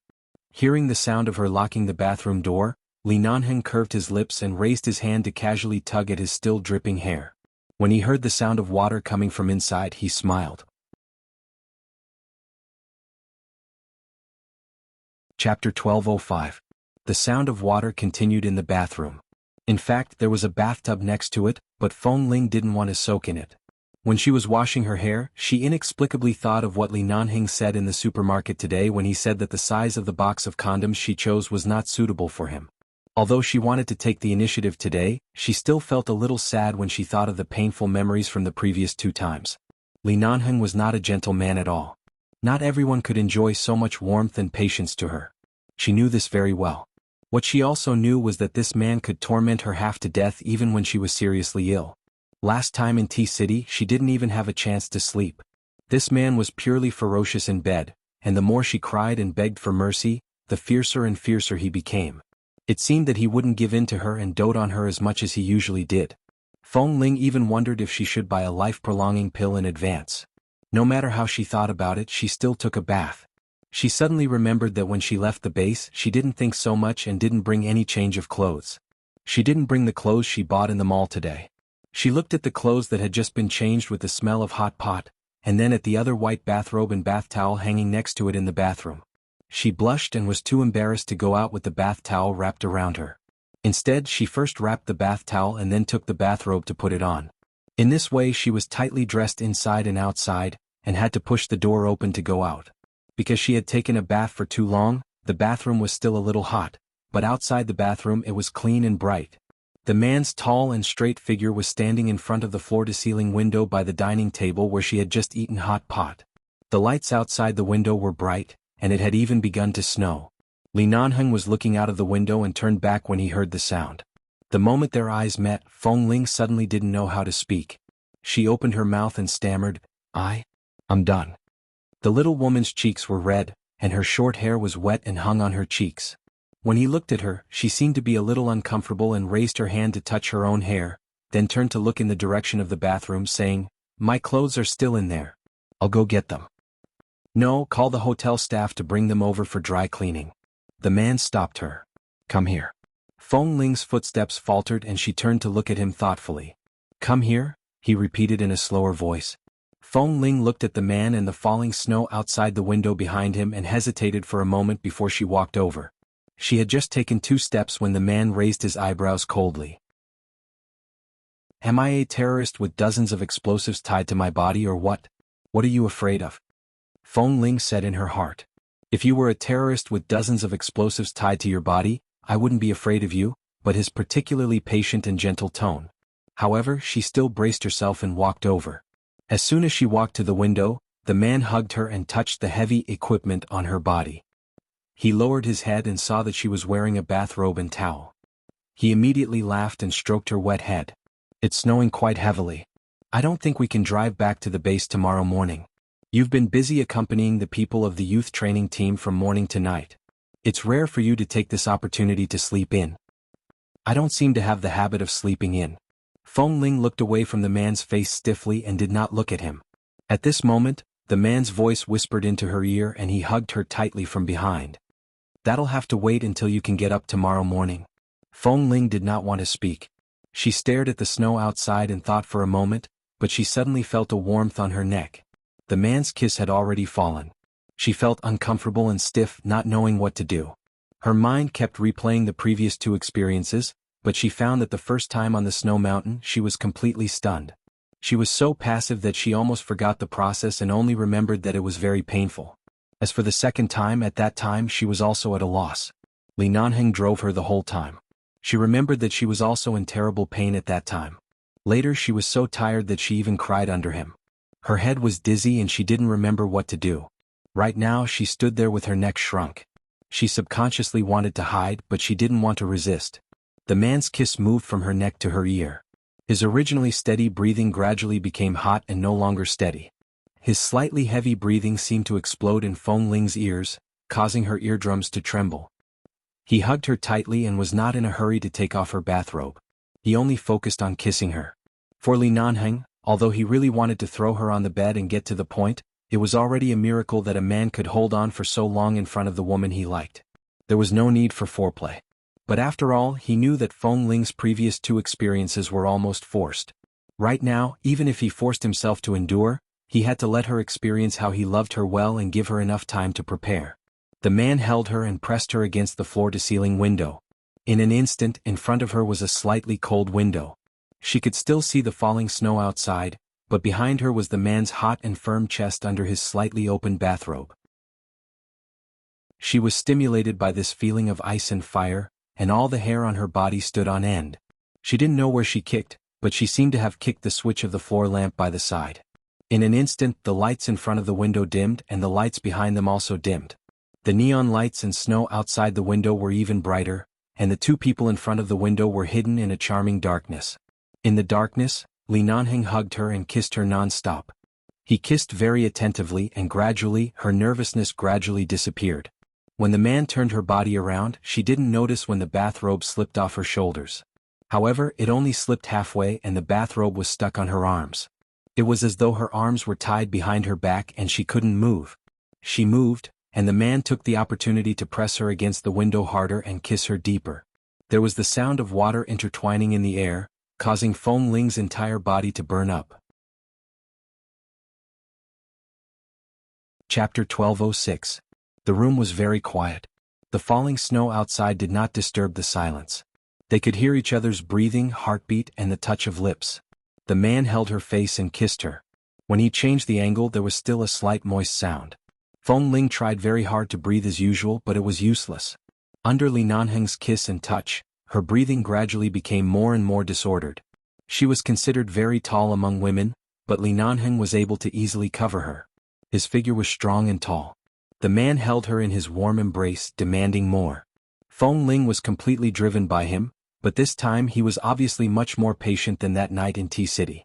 At that time, he had drunk something dirty and his reason had been excluded. Now he was obviously trying to hold on to his reason. But this kiss was still gentle and lingering at the beginning, but it became deeper and deeper. He pried open her lips and teeth, rubbing and entangling, like a thirsty man drinking poison to quench his thirst, or like a man burning with fire trying to extinguish the fire on his body, but Feng Ling's gradually tentative response was not much cool water that could extinguish the fire, but oil poured on the fire, burning endlessly, and smoke rose everywhere. She didn't know when her bathrobe completely fell to the ground. In the darkness, only the snow outside the window reflected a little bit of light, but it was not clear, and the sound of the man's Adam's apple moving was mixed in the air. Perhaps the bath towel wrapped around Feng Ling was too loose, or the man hurriedly undid his bathrobe and took her bath towel down with him. In this world in front of the floor-to-ceiling window, there was gradually an uncontrollable soft moan, but more of it was the man's excited gasp when he looked at her. Feng Ling didn't even notice when she was naked. Before she could adapt to the coolness of the window, she felt Li Nanheng's kiss gradually moving down her neck, then her collarbone and then down. Feng Ling let out a low gasp and leaned her neck back, but she could only lean against the window. She felt ashamed and excited by this wet and hot kiss. She blushed. Fortunately, it was very dark around, so the man couldn't see the burning color on her face, but she still carefully put her hand on the window behind her. Are we going to do it here? What? The man looked up vaguely and met Feng Ling's wet eyes. Li Nanheng originally wanted to hear Feng Ling's words clearly and wait for her to repeat it again. However, when he raised his head and glanced at her, the man who thought he could still hold on felt his scalp go numb. The blood in his head almost gushed out, and he could no longer suppress the fierce desire in his body. He kissed her, rubbed her, and hugged and kissed her for a long time. Panting, he slightly released her lips but reluctantly lowered his head to kiss her again. He asked hoarsely, "What did you say just now?" "I said, are you going to do it here? Don't you want to go to bed?" Feng Ling's heart was beating very fast. She didn't know how to find her breath in such a fierce kiss. After being kissed for a long time, she was already a little dizzy and her voice was also hoarse. "Here by the window?" Li Nanheng paused. God knew where he borrowed his reason to remember that she was thin-skinned. Although he not only wanted to do it in front of the window but also on the sofa, the table, the kitchen, the bathroom and everywhere else, in order to let her have a more peaceful experience, he patiently carried her from the floor-to-ceiling window, turned, and walked straight into the soft big bed in the bedroom. The last bit of light outside the window gradually moved away, and the direction of the bed was even darker. Some excitement that had been bred in his mind and body for a long time finally began to jump out of the cage. At this moment, the blood all over Li Nanheng's body was boiling hot. This was Feng Ling, his Feng Ling. "The big river crab of life, please go to Weibo." He murmured hoarsely in her ear, "Don't be afraid." I'm not afraid. Leave it to me. Be good. It'll be fine. It won't hurt anymore." The scene of that night in the snow mountain flashed in Feng Ling's mind. The man's strong and even somewhat hard muscles. Her own weak legs. The ice and snow outside the Rogers Pass, and the warmth in the tent. It was a dream that she didn't dare to recall even once. Suddenly, it gradually became clear in her mind. She remembered that at that time, even if Li Nanheng's fever was severe, even if he was unconscious, he was calling her name at that time. Even if he was unconscious at that time, the person he wanted was always her. This was too exciting. Feng Ling's consciousness was hazy. She looked at the man on top of her and whispered something. The man suddenly bent down and sealed her lips hard. She had never seen Li Nanheng like this. Even that night in Tea City, when he couldn't find his reason, he didn't look like this. His eyes were red and seemed to be beastly, but he still stared at her passionately. Outside the window it was snowing heavily, and the air in the room was boiling hot. The man's sweat dripped down like magma. There was a gap in the middle of the curtains that was not closed too tightly. The light of the early morning outside shone in through the gap and was cast on the feet of the two people at the end of the bed. One of the slender, white legs and the pair of small feet were sandwiched between the other pair of slender, strong and thin legs. Under the light, the skin seemed to be exuding white light. Feng Ling had just been carried into the bathroom to wash. She didn't wear any clothes and was stuffed into the quilt by the man, who forced her to sleep in his arms. She was already in a daze just now. She couldn't remember whether she was crying or shouting. At this moment she was in a daze and wanted to fall asleep quickly. However, she could still feel the man holding her tightly in his arms. He pressed against her back and gently patted her waist as though he was comforting her from overexertion just now. She felt that although the man was holding her from behind and had helped her wash, he was ready to let her sleep. However, such a close posture still made Feng Ling drowsily feel the change in his unsatisfied part. She closed her eyes lazily.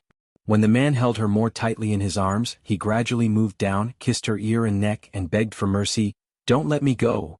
The man was in a good mood. Hearing her words, he smiled and kissed her shoulder, turned her over and kissed her. Feng Ling frowned and tried to push him away but couldn't. She had to open her eyes and look at him. He kissed her on the lips shamelessly and said vaguely, "All right, I'll listen to you. I won't let you go." Feng Ling. There was still a gap between her and the first place in the monthly votes, but it was already very good. Qingqing still fulfilled her promise. On Weibo, today is the last day of the month. Continue to work hard next month. Dear friends, you must give me the monthly votes today and tomorrow's first. In the future, I will try to find time to make up for the meet in T-City. Thank you for your support. Chapter 1207. He saw that she was so weak that she couldn't even lift her arms. They hung by her sides and her whole body was soft. He kissed her forehead and asked hoarsely, "Did it still hurt last night?" "It shouldn't hurt. At most your throat will hurt." The man's heavy breath was by her ear and his voice seemed to be moist. "You screamed so hard that you didn't sleep last night. It's all thanks to you." Feng Ling didn't know what kind of person she was usually. Under his body, the corners of her eyes were red, and she was trembling and panting. Sometimes she frowned and sometimes she couldn't help making long or high sounds that she tried hard to suppress. He couldn't control her like this. She closed her eyes and didn't move, but her ears were burning because of his words. Seeing that she couldn't continue to sleep, the man chuckled and said by her ear, "I let you go just now because you cried too hard, but it doesn't mean that I'm really done." Hearing this, Feng Ling abruptly opened her eyes and stared blankly at the man who was still not satisfied.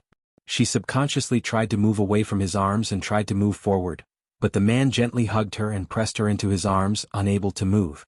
At the same time, Li Nanheng pulled her hand down. "You're still in this state after I helped you take a bath. It's all your fault." Feng Ling was angry. He had tortured her for the whole night, but he was still not satisfied. She grabbed the pillow under her head and was about to hit him. "You beast. I want to sleep. If you don't let me sleep, I'll shoot you." The man held her hand tightly and pressed it against his. Feng Ling's lips were blocked in time. For a moment, she couldn't say a word and only felt that the top of her head was steaming. "I can't help it. I've held it in for too long. How many years has it been?" The man continued to kiss her deeply through the gap between the curtains. He continued to kiss her neck, which was already filled with ambiguous red marks. He was almost intoxicated. After kissing for a while, even Feng Ling, who was so tired that she was about to collapse, could not restrain herself. This entire night, she had been constantly pressed by this man, and her entire body was still in a sensitive state. Although she was tired, she could not bear the slightest provocation, and the passion between the bed became stronger. Li Nanheng heard Feng Ling say something between their lips. Her voice was low, hoarse, tired, and a little embarrassed, but it was still the voice that tempted him uncontrollably in bed. "How many times do you want to do it before you're satisfied? The sky is already bright." Her voice was almost trembling at the end. Because of the man's movements under the blanket, her body trembled violently, and she was drowned in shame once again. At noon, Li Nanheng's cell phone kept ringing. Li Nanheng frowned impatiently. 2 seconds later, Feng Ling, who was about to get up, suddenly opened her eyes, sat up, and turned the phone to silent. She glanced at the caller ID, did not answer it, and threw the phone back to the bed. Feng Ling sank into the soft and fluffy quilt. She was usually alert, but this time she was not woken up by the ringing of the bell and was still sleeping soundly under the quilt. Li Nanheng didn't remember how many times they did it last night. He only saw a few used condoms in the indoor trash can not far away, and even the 3 boxes of Okamoto 001 had been used up. He also opened another spare box in another hotel bathroom. This morning he rubbed her under the quilt for a while and did it twice. In the end, Feng Ling almost fainted and could not even scream, but her cheeks were still so red that he could not find his reason. There was no way he could be merciful. Li Nanheng leaned against the headboard and touched Feng Ling's forehead. He didn't remember where he had heard that some women were particularly fragile. If they suddenly experienced too much passion, it might even cause them to have a fever and other symptoms of overwork. Of course, this kind of situation was rare, but he was very clear about what he had done to her last night, so he was more or less worried about her body. But under his palm, her body temperature was not hot, but very warm. At this time he couldn't help but think of the night on the snow mountain. It was her first time and she lay in bed for 3 days. Would she really be seriously ill at that time? She could endure it now, but she was in such a deep sleep that she wouldn't be able to hear or feel anything if the sky didn't fall on her. Seeing that her shoulder was accidentally exposed by the edge of the quilt because of Wei Wei's movements in her dream, Li Nanheng lifted the quilt for her. After all, the weather was cold. There was air conditioning in the hotel room, but the air was still a little cold. Fearing that she would catch a cold or wake up from the cold, Li Nanheng lifted the quilt for her. Feng Ling instinctively hugged the quilt in her sleep, and her face was red. Before dawn he had carried her into the bathroom to take a shower, but after the 2 times he was afraid that if he helped her take a shower again, he would start a fire again. He was afraid that he would do it again, so he didn't take her to clean up again. Fortunately he used condoms so it was not too messy. But he was still worried in case Feng Ling woke up and lost her temper with him. The man gently reached into the quilt, touched her waist, and then continued to slide down to make sure that she was no longer sweating in the morning. He also confirmed that her body was very clean, and her skin was smooth in line with her usual state of love for cleanliness. However, after touching for a while, he pinched her slender waist hard, lowered his eyes to look at Feng Ling who was almost unconscious and kissed the tip of her nose. At this time the phone rang again, but it was the hotel landline beside the bed, not his cell phone. Li Nanheng picked it up, and the hotel staff's polite and respectful voice came from the inside. The reason was that the hotel had prepared lunch. Because they didn't have breakfast in the morning, they reminded them to eat lunch in time, lest they starved. Li Nanheng ordered lunch on the phone and asked them to send it over. He still remembered that Feng Ling wanted to eat hot pot. Last night he cooked it here himself because he was in a hurry. Today he had to find an opportunity to let her have a good bite of the most authentic local hot pot in Los Angeles, so he didn't order much for lunch in the hotel. Most of the food was easy to digest, in case her stomach felt uncomfortable after she woke up. Half an hour later the phone call came again. It was the room service who pushed the dining cart to the door. Li Nanheng got up and went out to pick up the bathrobe that was scattered on the ground last night, put it on and went to open the door. The hotel staff hurriedly prepared the lunch after ordering it, and it was still hot. For M. Chapter 1208. Feng Ling was really tired. She had used up too much energy and didn't wake up until 1 p.m. The curtains in the room, which originally let in a trace of light, were tightly closed. They were all floor-to-ceiling windows which showed how big the curtains were. She got up from the bed. Because the curtains were closed, everything was dark except for the wall lamp in front of the bed. She found her phone by the bed and picked it up to take a look. It was already so late. In the darkness the phone screen was too dazzling. Feng Ling narrowed her eyes. The scene of her being tormented by the man on this bed made her brain stiff for a long time. In fact, Li Nanheng was not really so unreasonable. At least at the beginning, he would pay attention to whether she was comfortable or not and would ask her gently from time to time if it hurt.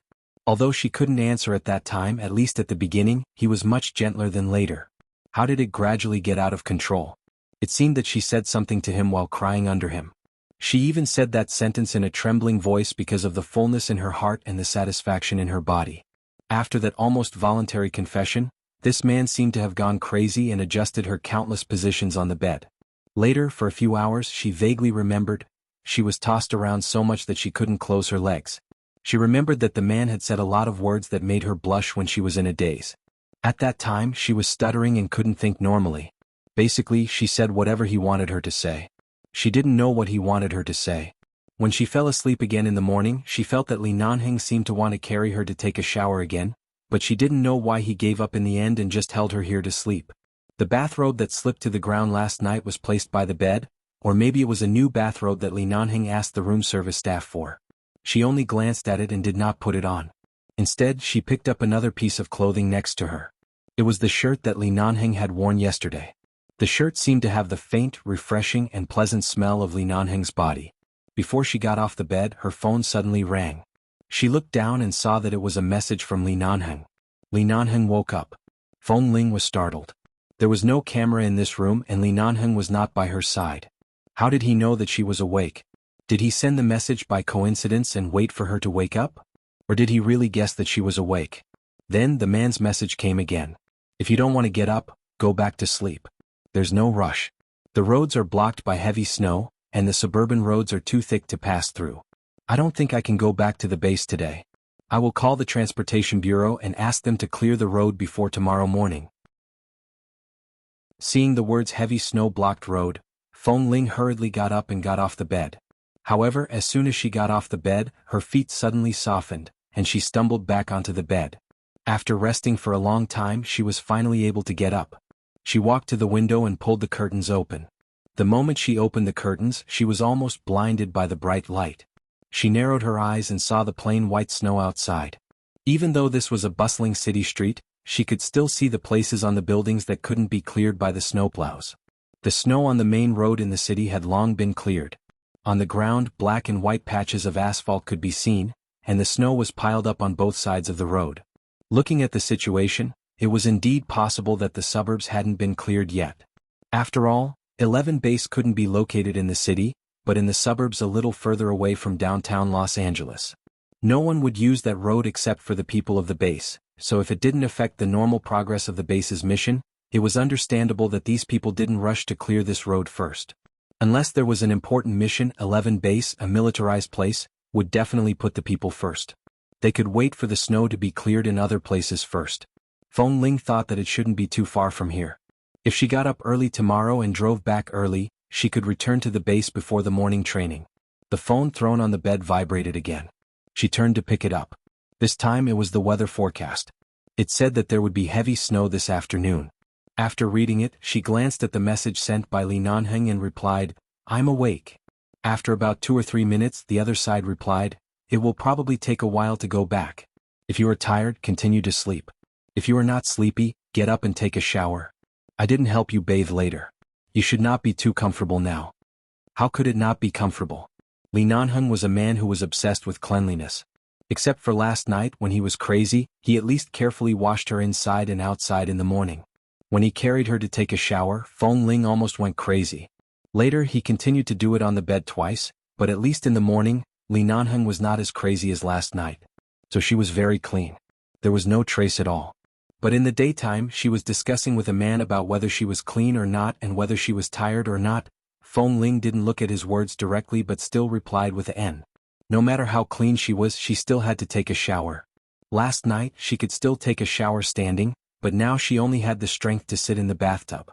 She was relaxing in the bathtub full of hot water when Li Nanheng sent a message. After a while, he saw that the lunch he asked the hotel to deliver at noon was still on the table. It should be cold now. If you are not hungry, you don't have to eat it. Wait for me. I see that you don't have the strength to go out, so I promise to let you have a good hot pot meal. I will bring back all the ingredients from the hot pot city. You don't have to come out in the afternoon. Have a good rest and wait for me. She was just thinking that she was tired and hungry. No matter how good Li Nanheng's physical strength was, he was the one who had been working up there. Wasn't he tired or sleepy? What urgent matter could make him leave when the road was blocked by the heavy snow? She didn't expect that he went to buy various things for her to cook hot pot again. She smiled and replied with a "okay." After replying, she put down the phone and continued to sit in the bathtub with half-closed eyes. When she was about to fall asleep comfortably, she heard the phone vibrate in her ear. She half opened her eyes and picked up the phone in a daze, only to see a message from a strange number. "Come to the underground parking lot of the hotel. For M." Chapter 1209. Seeing that it was a message from an unknown number, Feng Ling propped up her wet head with one hand and looked at the words, feeling a little puzzled and surprised. She wondered who this person was. She was surprised that this person seemed to know that she was in this hotel. Did he follow them or was he from the hotel? Just when she was thinking about whether to ask Li Nanheng, that person sent another message. "It's me. Can't you guess who I am? Come down. I have something for you." Feng Ling held the phone and pondered for a while. She thought it might be a friend from Boston. She remembered that many people had said that they would come to Los Angeles to find her recently.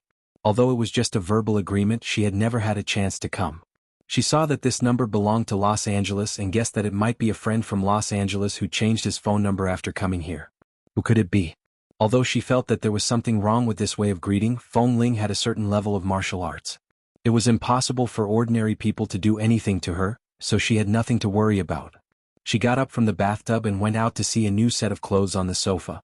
Li Nanheng must have asked the hotel staff to send it over. After all, she couldn't wear yesterday's clothes anymore. She put on her clothes and went downstairs. She took the elevator to the underground parking lot of the hotel. Of course, she had a gun in her pocket. She would never let her guard down. In the end, after she appeared in the underground parking lot, she didn't see anyone there.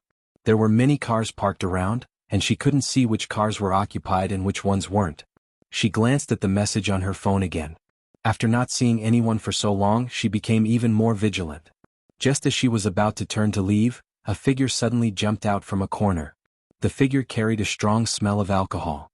At the moment he pounced on her, Feng Ling instinctively turned back and punched him, but the other party suddenly bent down and hugged her leg.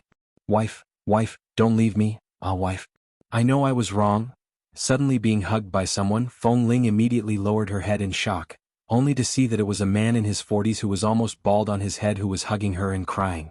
Even though she was wearing pants that were separated by the material of her pants, being suddenly hugged like this and calling her wife, she still felt disgusted and had goosebumps all over her body. She shouted angrily, "Who are you? Let go. Honey, I know I was wrong. Honey, I won't go out and have fun anymore. Please come home, honey." Usually when Li Nanheng teased her, he would call her little wife. Although Feng Ling was unhappy, she had never been unhappy in her heart. Now that a strange drunkard suddenly called her his wife, Feng Ling felt extremely disgusted. Her whole body was filled with resistance. She didn't have time to think about why there were so many Chinese people in Los Angeles and why the drunkard she met in the underground parking lot also called her in Chinese. Vaguely, it seemed that something had been arranged. She just kept kicking the man in disgust. However, just as she was about to turn around and leave, the man staggered to his feet and continued to hug her leg tightly. Wifey, don't go. Get lost." Feng Ling was furious. She turned around and kicked him away again. If it weren't for the fact that she still had a trace of rationality left in her, which warned her not to kill people casually outside the base except for carrying out missions, she would bring trouble to the base. She forcibly suppressed this disgusting anger and picked up her phone to check what was wrong with the text message just now. For some reason, she didn't see any acquaintances, but a drunkard suddenly ran out. To her surprise, the drunkard suddenly shouted, "Ah!" and temporarily attracted her attention. Feng Ling looked back and saw that he staggered to his feet on the ground and then ran to her with a grin while calling her wife. Feng Ling avoided him with disgust. Seeing that there were too many cars here, she simply walked to the empty space in front, holding the phone in her hand, and gradually became more suspicious and vigilant in her heart.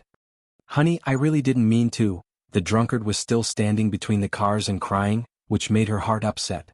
At this moment, Feng Ling suddenly heard the sound of a car coming in from the parking lot on the left. She turned around and saw that it was Li Nanheng's black Hummer. She recognized the license plate number of the car. Seeing that he was back, she was slightly relieved because of the text message just now and quickly took a few steps to greet him. Suddenly, behind her, the right side of the parking lot lit up with a strong light. Feng Ling suddenly felt that the black Hummer in front of her suddenly turned on a pair of headlights at the same time as if to remind her of something.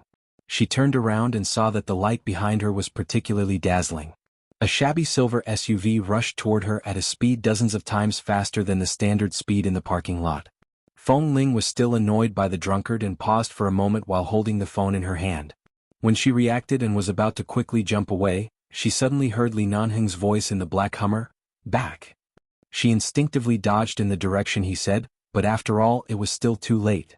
The car rushing toward her had already approached her.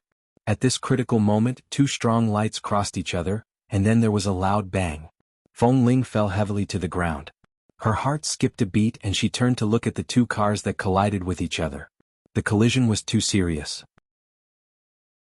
Although the SUV was very old, it was very strong and had obviously been reinforced. Even the front of Li Nanheng's car was deformed. Ignoring the pain in her knees, she immediately turned over and was about to go to the Hummer to take a look. However, as soon as she rushed over, she saw that in the window of the black Hummer, Li Nanheng stretched out his arm from the airbag that had just been shaken out and stabbed a few times with a dagger he carried with him. He decisively cut open the obstructing airbags and pierced all the airbags. Then he smoothly reversed the car, put it in gear, and the wheels quickly spun. He rushed forward again, and with a bang he hit the SUV in front of him again, pushing it back by a meter. Bang! The headlights of the two cars had been completely destroyed. Bang! The front of the car was completely destroyed. Bang! The windshield was also smashed into pieces. The people in the SUV obviously did not have such good physical fitness as Li Nanheng. Under such a violent impact, they had no strength to do anything. They were desperately stuck between the steering wheel and the seat in the car and had no way to escape. Chapter 12:10. Feng Ling knew that she should have only been 0.01 seconds away from death, but she didn't know how anxious and dangerous that scene was in Li Nanheng's eyes. She only saw Li Nanheng crazily hit the car. He didn't even have an airbag in his car. She shouted at him, "Stop, Li Nanheng, stop." After a few more hits, Li Nanheng hit the two SUVs until they were concave in the middle and protruding on both sides. Even if it was reinforced, it was still like a grandchild in front of Li Nanheng's car, especially when Li Nanheng used the strongest part of the car to hit it. Even though it looked like he was crazy, in fact, every hit was accurate and hard. The black Hummer finally stopped. Feng Ling rushed to the car door, only to see Li Nanheng walk out of the severely deformed car door. He grabbed Feng Ling, panting, and pulled her into his arms, hugging her tightly. "Li Nanheng, are you crazy?" Feng Ling raised her hand and clutched the clothes on his waist tightly. Thinking of the scene just now, her eyes turned red. "The airbag in your car is gone. You'll be injured. Do you think you're made of iron?" Li Nanheng hugged her tightly as if to make sure she was still in his arms. A moment later, the man's heavy breathing gradually calmed down. He kissed her gently on the side of her neck. "Why didn't you rest in the room? Why did you suddenly run out? You're usually so vigilant. What happened just now?" Feng Ling was about to talk about the text message when she remembered the drunkard just now. She turned her eyes abruptly, only to see that the drunkard was quietly moving out from behind the row of cars in front of them. She suddenly touched the blood on the back of Li Nanheng's hand. She guessed that he had been injured when he tried to pull out his hand from under the airbag and cut the airbag with a dagger. She held her breath, suddenly pulled out a gun from her waist, and shot the drunkard's slowly moving leg. If it weren't for the rule that the base couldn't kill indiscriminately outside except for missions, and the fact that she needed to keep the other party alive to obtain evidence, she really wanted to shoot the drunkard's head. He was obviously in cahoots with the half-dead man in the car. The drunkard was shot in the ankle. He screamed in pain and fell to the ground. He dragged his injured ankle and struggled to crawl out. Feng Ling decisively and quickly fired another shot, hitting the fixed screw under the road sign in Area AB in the parking lot in front of him. The road sign suddenly tilted and fell to the ground. A large blue square blocked the drunkard's way forward. She then turned to look at the SUV and saw an unfamiliar middle-aged man sitting in the driver's seat. However, the other party's head was already bleeding. She didn't know if he was dead or if he still had one last breath left. Just now, Li Nanheng clearly wanted to kill him. "I'll tell you when we get back," Feng Ling said as she retracted her gaze, looked down at Li Nanheng's hands that were still dripping with blood, and then looked up and down at him. "Where are you injured?" Seeing that the man's face was paler than usual, it was obvious that the impact just now had injured him quite badly. "I'm fine," the man said hoarsely and clenched her hand. Obviously, no matter how badly he was injured, it was more important than her unscathed. There was a large local hospital in Los Angeles nearby. After calling the emergency number and calling the police and doctors arrived immediately. This kind of obviously illegal murder didn't need 11 base to deal with it privately. The surveillance cameras in the underground parking lot could clearly restore what happened at the scene, and the police could directly investigate the truth of the whole matter. When the man in the SUV was carried out, he was covered with blood and didn't move at all, like a dead man. Thinking of the scene where Li Nanheng's eyes were bloodshot and his face cold again and again, she clenched his wrist tightly, but the man held her hand in his palm. Even the drunkard who fell to the ground was taken away by the police. Due to her and Li Nanheng's identity and relationship in 11 base, although they were needed to go with the investigation, seeing that Li Nanheng was injured and Feng Ling's attitude was obviously cold and silent, she was unwilling to go with them for the time being, so she could only say that she would call them when needed. After getting their consent, she took the two people away. The doctor followed them up and entered the hotel room. After a brief examination, he came to a conclusion. In addition to the more than 10 centimeters long wound on Li Nanheng's arm by the dagger, there were also some small wounds on his forehead and the back of his hand by the glass. At that time, the impact was too strong, the car window had been broken, and the broken glass jumped into his flesh. The two cars collided several times in succession with too much force, and Li Nanheng experienced several strong impacts like a car accident at the same time. No matter how strong his physical fitness was, he was still a mortal. He had a slight concussion, but it was not particularly serious.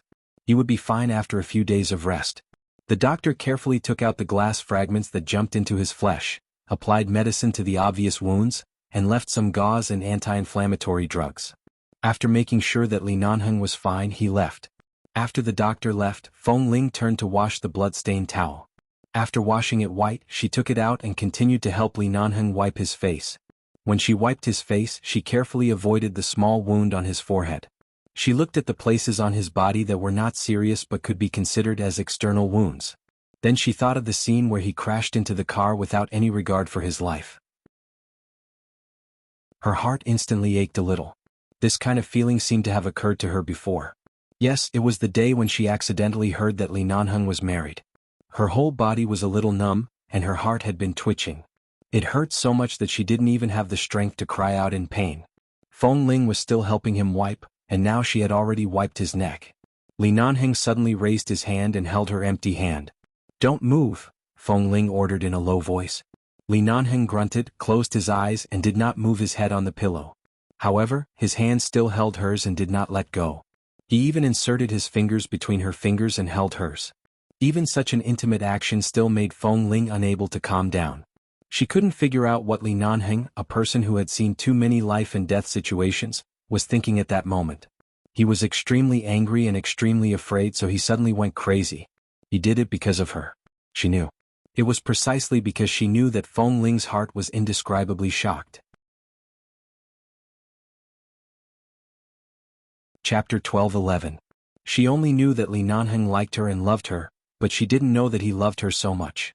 After wiping all the exposed parts of his clothes, she saw that although the man didn't have much expression, she remembered that before the doctor left, he said that he had a slight concussion. She could see from his unchanging expression that he had a headache, but he didn't show it in front of her. After checking his wounds, she put the towel aside, carefully helped him sit up, turned behind him and put his head on her lap. Li Nanheng was about to get up, but she pressed him down hard. "Don't move." From watching him hit the car with her own eyes to now, she was like a little woman who had been angry in her heart. Her words were close to an order, as if they were really the main drill master and deputy drill master. Li Nanheng sighed and glanced at her. "I'm really fine." At this time, Feng Ling's hand gently pressed on his head. She didn't know how to do it, but she tried her best to help him relieve his headache with her hands. She slowly rubbed his temples and his head with her fingers. Li Nanheng closed his eyes comfortably, turned his head slightly, and leaned against her lower abdomen. Since he couldn't refuse, he might as well enjoy it like this. "Does it hurt?" Feng Ling wasn't sure how strong her hand was. Seeing that he closed his eyes and didn't speak, she asked in a low voice. At the same time, she glanced at his hand that had been simply stopped bleeding and was covered with a piece of white gauze. Unexpectedly, the man suddenly raised his injured hand and pulled down the head of Feng Ling, who was massaging him seriously. She was afraid that her struggle would hurt his hand too much, so she was suddenly pulled down by his hand. The moment she lowered her head and bent down, the man kissed her hard on her lips. After kissing her, he let go of her. Feng Ling suddenly sat up again and continued to massage his head. She gritted her teeth and warned, "Don't move any more. Don't you know that you have a headache?" She couldn't remember when she had a slight concussion after returning from a mission. Although she recovered in a few days, she remembered that in the first few days she had a headache and nausea every day and didn't want to move at all. "I'm not that weak. Why are you so nervous?" After the man kissed her, he willingly stopped moving. He rested his head on her lap and looked at her from below. "Tell me what happened just now." Feng Ling took out her cell phone and showed it to him. "It's a message from an unknown number. At first, I thought it was a new number that a friend of mine changed to after arriving in Los Angeles. I was a little suspicious and guarded, but the mastermind clearly knew that I would be vigilant and suddenly arranged a drunkard to disturb me. At that time, I was annoyed by the drunkard and couldn't concentrate too much, so this accident happened." I'll pay attention in the future and won't make such a mistake again. Indeed, if Feng Ling's vigilance had been high enough with her own agility, she would have been able to move back quickly. But at that time, no matter how fast her reaction speed was, it was still no match for the other party's car. If Li Nanheng hadn't bumped into her in time, she would have been directly knocked away. With the speed of the car, she would have been killed on the spot. Now she wouldn't even have the chance to sit here and take a breath. Li Nanheng felt comfortable being pressed by her and couldn't help closing his eyes again. He only closed his eyes and said lightly, "Have you offended anyone outside the base?" "No, you should know very well how I usually do things. I never cause trouble and I don't speak much to outsiders. How could I have offended anyone? Usually, the people who don't get along with me are the original members of Team 3, but they have been in the base for so many years, and they can be considered to be above board. Usually they just want to talk. It's absolutely impossible for them to have the courage to do such an impulsive thing." Li Nanheng was silent for a moment and suddenly opened his eyes, looking at Feng Ling who was still massaging his head obediently. She didn't offend anyone, so her existence threatened someone's interests, or someone was afraid of her existence. She was someone who even handed over all her bank cards to him. Usually she was only in the base. How could there be any conflict of interest?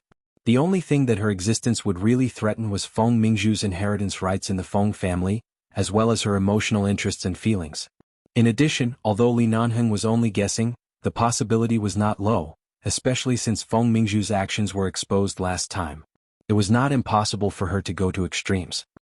He raised his other uninjured hand and touched Feng Ling's eyebrows. "All right, no need to massage." Feng Ling didn't move. She still insisted on massaging him, just wanting to make him more comfortable. The man smiled. "You move just like that?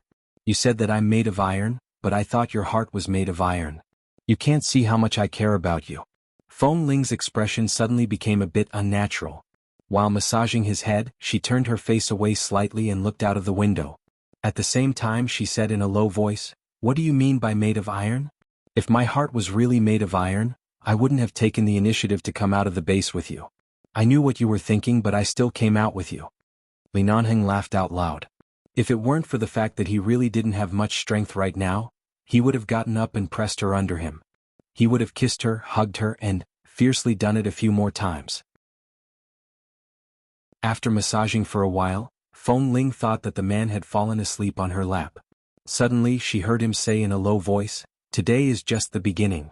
The person behind this knows you well and even knows that you're in this hotel right now. I think you've been targeted. After returning to the base tomorrow, don't come out for the time being. Pay attention to the people around you. As for the people outside, focus on Feng Mingzhu." Hearing the words Feng Mingzhu, Feng Ling's hand did not stop. She also thought of this, but she was not sure. If it was really Feng Mingzhu, what was her motive? Was it just because she snatched Li Nanheng away? Or was there something deeper to it? She looked at the man who was lying on her lap with his eyes closed, enjoying her massage, and slowly pursed her lips without batting an eyelid. She always felt that Li Nanheng seemed to know something. Just like when she disguised as a man, he should have long known about it but did not immediately expose it. It was as though nothing could be hidden from him. "Don't worry. Even if it's a sneak attack, no one can easily hurt me," Feng Ling said softly. Chapter 12:12. The man chuckled and was not stingy with his mockery. "Who was the person who was almost killed in the parking lot just now?" "Feng Ling. That was just an accident. I was careless. In the future I will definitely be more vigilant. Nothing will happen again." Li Nanheng was sure of this. As long as Feng Ling really realized it and kept her vigilance at all times, no one could get close to her and hurt her. The man chuckled softly. "So I should be grateful to you for letting your guard down this time, so you gave me a chance to save the damsel in distress?" Feng Ling was expressionless. "I'm the hero." The man raised his brows. "Then what am I?" She watched as the man rested on her lap. Although his face was slightly pale, it was still very good looking. She placed the finger on her head on his chin and gently hooked it on his chin and face. "You are beautiful." Being teased by Feng Ling, who had always been reserved in matters of the heart, the man abruptly got up to kiss her. Before he could move, Feng Ling continued to press his head hard. "Don't move. Li Nanheng." He then sighed with a smile. "Little hero, you just woke up. The hot pot ingredients you brought back are still in the car. Are you hungry?" She was scared to death by the scene of him colliding with the car. How could she care about being hungry? Feng Ling said softly, "I'm not hungry. It's fine if I don't eat for 1 or 2 meals occasionally." "I'm hungry." When the man said these words, his eyes were fixed on her. This time Feng Ling understood very quickly. When the man looked at her as he spoke, she immediately understood what he meant by hungry.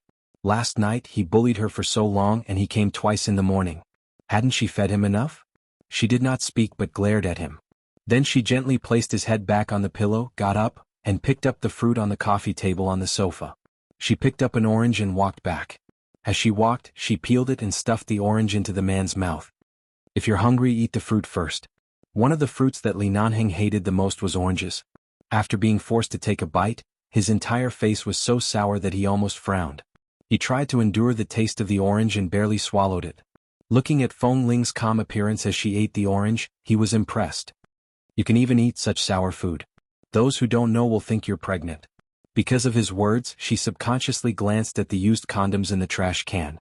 She quickly ate the remaining orange and said, "It's not that sour. You think it's sour because you hate eating it, so your senses are magnified. A little sour taste is described as sour. In fact, it's quite sweet." "Really?" The man lay there obediently without moving.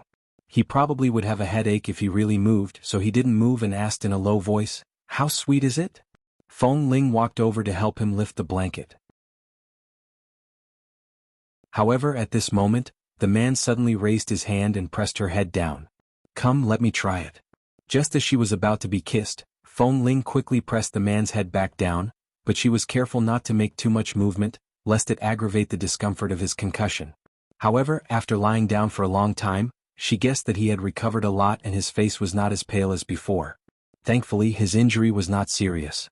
Otherwise, Feng Ling would not be in the mood to chat with him here. A few minutes later, the landline in the room rang. Feng Ling went to pick up the phone. It was a call from the police. After explaining the matter in detail, they asked if she had offended anyone or if there were any other clues. Feng Ling did not have any evidence, so she could not directly reveal the suspect. She simply told them what she saw and the text message she received. She also told them the number that sent the text message and hung up the phone. This call lasted for about 10 minutes. When she turned back, she saw that Li Nanheng's eyes were closed as if he had fallen asleep. The doctor did say that a concussion required more sleep and rest. No matter how good this man's stamina was, he didn't sleep at all last night or this morning. After going out, he probably didn't have a good rest. It was good to sleep for a while now. She was about to turn and walk out of the bedroom of the hotel suite when the man on the bed suddenly said, "Be good in the room and don't go out. When the snow on the road is clear tomorrow morning, we'll return to the base. It won't delay the training of the youth team." "Okay." Feng Ling responded. In fact, the balance in her heart was now leaning towards Li Nanheng. She could temporarily ask Han Jin to take care of the newbies in the base for a day or two. However, Li Nanheng's injury was not serious, so there was no need to trouble others, so she didn't say much. She only said, "I'll go get some food. You rest first." Li Nanheng, who was suddenly reduced to being taken care of by Feng Ling, did not speak but curved his lips slightly.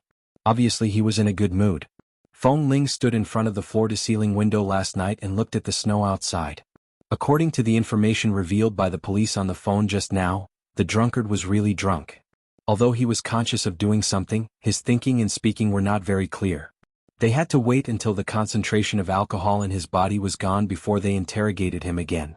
The other driver in the car had been lying in the treatment room since he was taken away. He was almost at his last breath and had not woken up yet. However, they had found out the identity of the driver. He was a local taxi driver in Los Angeles. He had been in gambling debt since last month and owed more than 1 million yuan to Las Vegas. His wife left with their child in a fit of anger. This was the family situation of the man they found out. As for the account under his name, 3 days ago, he received a transfer of 2 million yuan from a mysterious anonymous account. Although the bank had the responsibility to cooperate with the police investigation and should try its best to find out who the mysterious account belonged to, some special banks in Los Angeles had a special system for some particularly rich families, that is, some VIP-level customers could hide their account names.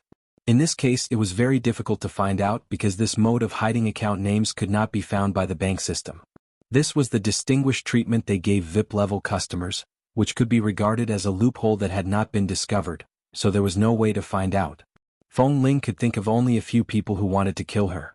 Except for the people she had offended in the past, there seemed to be no one else. But if those people wanted to secretly murder her, they definitely wouldn't use such a simple method. Those people were used to violence and blood, and they wouldn't be ruthless and meticulous in doing things. Such a level of treatment in the bank. She picked up her cell phone, opened the locked photo album inside, and looked at the photo of the jade ring and the jade pendant that she had taken thoughtfully. Chapter 12-13. It was already 3 o'clock in the afternoon. Although they did not intend to inform the base of this matter, the base had more or less heard some rumors from the police.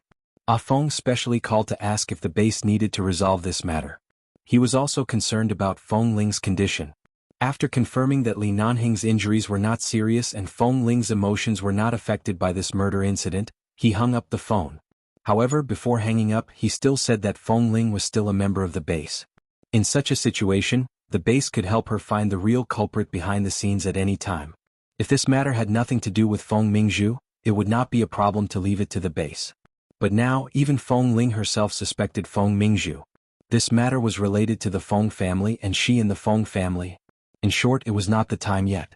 Li Nanheng raised his wrist that the doctor had bandaged with gauze and comfortably rested on Feng Ling's lap again. If you're tired, close your eyes and sleep for a while. Feng Ling was still rubbing his head with her fingers and gently relaxing his temples and eyes from time to time. This way his headache would be much better. At this moment, the hotel staff knocked on the door and delivered some ingredients that Feng Ling had asked them to buy. They also prepared some cooked food from the hotel. Feng Ling went to open the door, thanked them, and took the ingredients into the small kitchen in the suite. Although the hotel's kitchen was not big, fortunately, it was well equipped with seasonings and equipment. She had made a living in Boston for the past 2 years. Although she was not very proficient in cooking, she definitely knew how to do it. She washed and cut the fresh ingredients and specially used a pot to boil medicinal chicken soup. This was what she had learned from Xiaoba in High City. At that time it tasted good and she remembered the method. She turned around and continued to cut some diced beef. She also used eggs, vegetables, and other ingredients to stir-fry 2 simple side dishes. After making these things, it was not suitable to eat toast or sandwiches. She went to the hotel to ask for some white rice and cooked it. She helped Li Nanheng sit on the bed. His injured hand was placed on the table by the bed and his other hand was placed on his leg. Feng Ling stood by the bed. She scooped rice with a spoon to feed him, as well as various soups and stir-fried dishes. She fed him slowly, 1 mouthful at a time. However, she was also hungry, so while feeding him, she would occasionally take a few bites. Although she had prepared chopsticks, sometimes she would feed herself with a spoon out of habit. Although she had only done this 2 or 3 times, every time she mistakenly put the spoon he used into her mouth, she would be stunned. She looked up abruptly to see Li Nanheng sitting on the bed with a smile on his face in a very good mood. In this situation she didn't have time to be shy or anything. She was also very straightforward. She had already done it and it wasn't the first time. No matter how thin-skinned she was, it was time for her to pass this transition. Thus, she continued to feed him expressionlessly. However, this reminded her of the scene when she was injured or hospitalized in front of him. At that time, Li Nanheng often placed her in the most important position and often stayed by her side to take care of her. In the eyes of others, this cold and inhumane man seemed to really give her all his passion and patience. However, at that time she always remained somewhat numb and did not respond. She even blindly believed that she should be a man and that nothing beyond her control should happen to her. However, in the end she still unknowingly fell to this step. At that time, Li Nanheng was cold to her, but now, Li Nanheng ate contentedly and hugged her from the bed. He held her waist and held her in his arms, continuing to let her feed him medicinal chicken soup and food. I feel that I see many things too simply. Feng Ling held the bowl and allowed him to hold her like this. As she slowly fed him the soup, she said hesitantly and slowly, "I'm too selfish." She tightened her grip on the spoon. "Since some things exist, I may have to face them sooner or later. Even if I don't want to face them, fate doesn't seem to want me to live like this forever." Her words were ambiguous and most people would not be able to understand what she was saying. However, Li Nanheng heard it. She was thinking about her background and the Feng family. She was considering whether she should bravely face those things that were already close to the truth. "But I don't think I'll like those. My world is very small.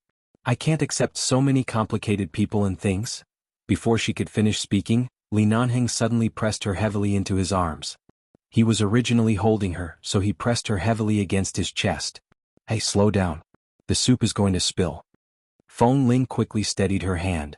Seeing that only a drop of soup flowed along the edge of the bowl and had not spilled out, she quickly struggled out of his arms and wiped the edge of the bowl with a piece of paper. When she turned to look at him, she saw that Li Nanheng had no intention of telling her those things at all. She stared at him and thought of how this man had tortured her in bed last night. She really loved and hated him. In addition, the matter of the Feng family was entangled in her heart. In a moment of emotion, she suddenly opened her mouth and bit hard on his chin. The man was unmoved. When she bit hard, the man raised his uninjured hand to press the back of her head. He lowered his head and rubbed her lips back and forth patiently and gently. Then he used the tip of his tongue to open her lips. Feng Ling reluctantly opened her mouth, but in the end, the man gently pried it open. Then he bit her soft lips and kissed her deeper and deeper. At the end of the kiss, Feng Ling could feel the man's gentleness and pity from this kiss. She could also feel that he seemed to really know something. However, he knew her very well. If she didn't say it, he would never mention it. She had already been kissed so much that she couldn't help but put the bowl in her hand on the table by the side to prevent it from spilling. Seeing that her hand was empty, the man pinched her chin and kissed her for a long time. By the time Feng Ling noticed something, she lowered her head to see that she had unknowingly sat on his lap. Her hands were around his neck and she took the initiative to respond. Although her response was shaky, the lower part of her body was pressed tightly against his. The man had clearly coughed. "You're so injured but you can still?" She really couldn't say the words, "get hard." Just the first few words were said while panting. When she said it, she even tried to make her expression not look so shy. Chapter 12:14. It's my hand that's injured. It's my head not here. As the man spoke, he pressed her with his uninjured hand and even straightened his hips.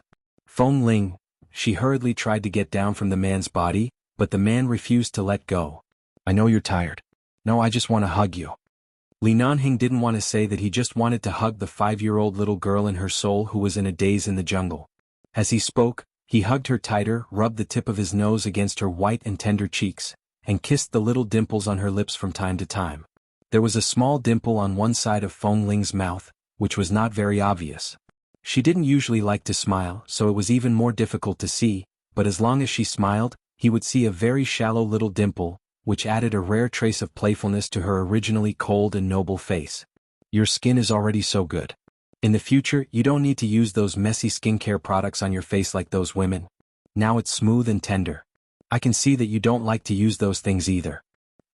"Really? More importantly, beauty is in my heart.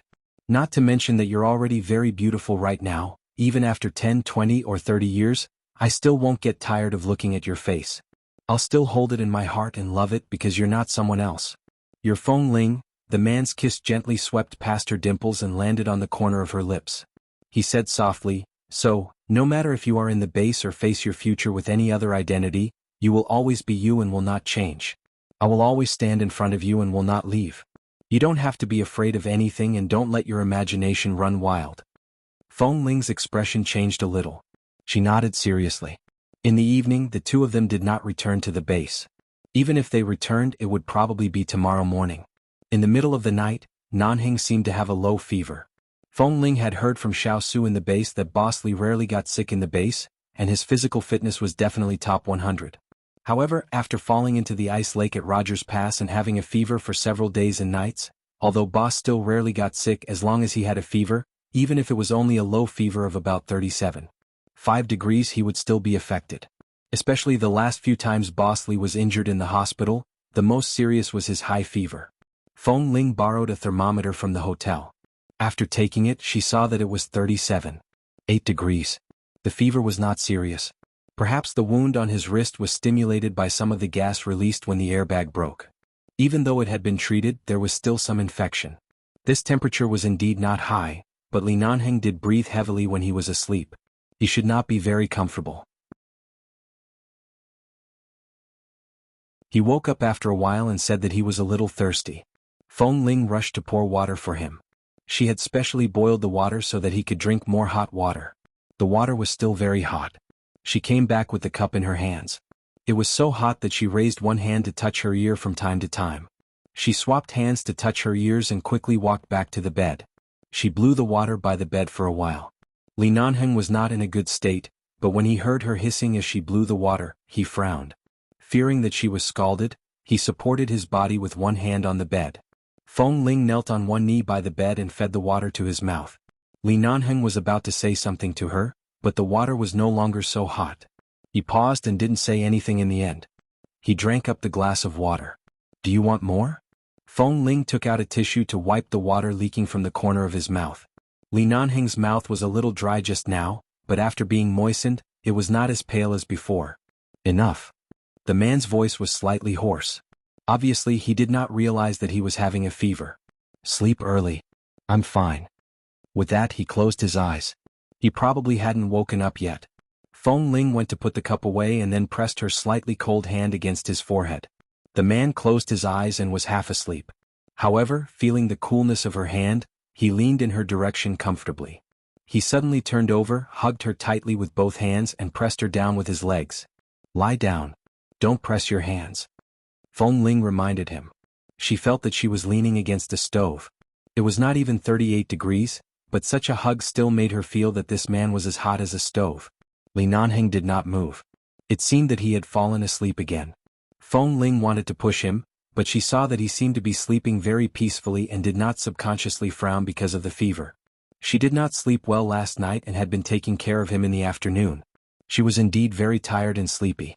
If it weren't for his fever, she would have already laid down beside him and slept for a while. "Just sleep like this." Li Nanheng seemed to have fallen asleep, but he suddenly said this. Then he pressed her into his arms and told her to sleep immediately. Feng Ling did not break free. Although the man's body was very hot, his body was still unique to her. Especially when this man left so many marks on her body yesterday. After being kissed and hugged by him for an entire night, she became more and more sensitive to the smell of his body.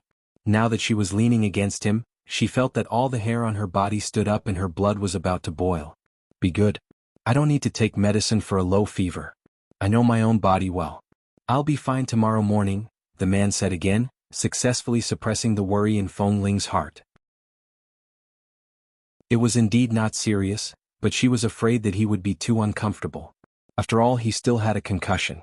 However, the man's voice was low and gentle. The temperature of his body was so hot that it made her sleepy. After a while, she closed her eyes. This night, she slept very peacefully. Feng Ling knew that if Li Nanheng hadn't needed to rest last night, he would definitely have done something to her if he had stayed in the hotel for another night. She remembered that when she didn't know what time she slept last night, the man might have woken up halfway. He held her and kissed her forehead and the tip of her nose for a long time. In the end, he kissed her mouth. Although his lower body was clearly pressed against her valiantly, he did not continue to do anything but just held her in his arms. Feeling that he probably did not want to do anything, she continued to sleep after being kissed awake. She slept until the morning. The sky was still dark and she had to return to the base. Li Nanheng's fever had indeed subsided when he woke up in the morning. The symptoms of his concussion were not as serious as yesterday. He did not say that he had a headache. Except for the obvious gauze on his hand, he did not look like he had been injured. After waking up, he asked her if she wanted to stay outside for a few more days or return to the base.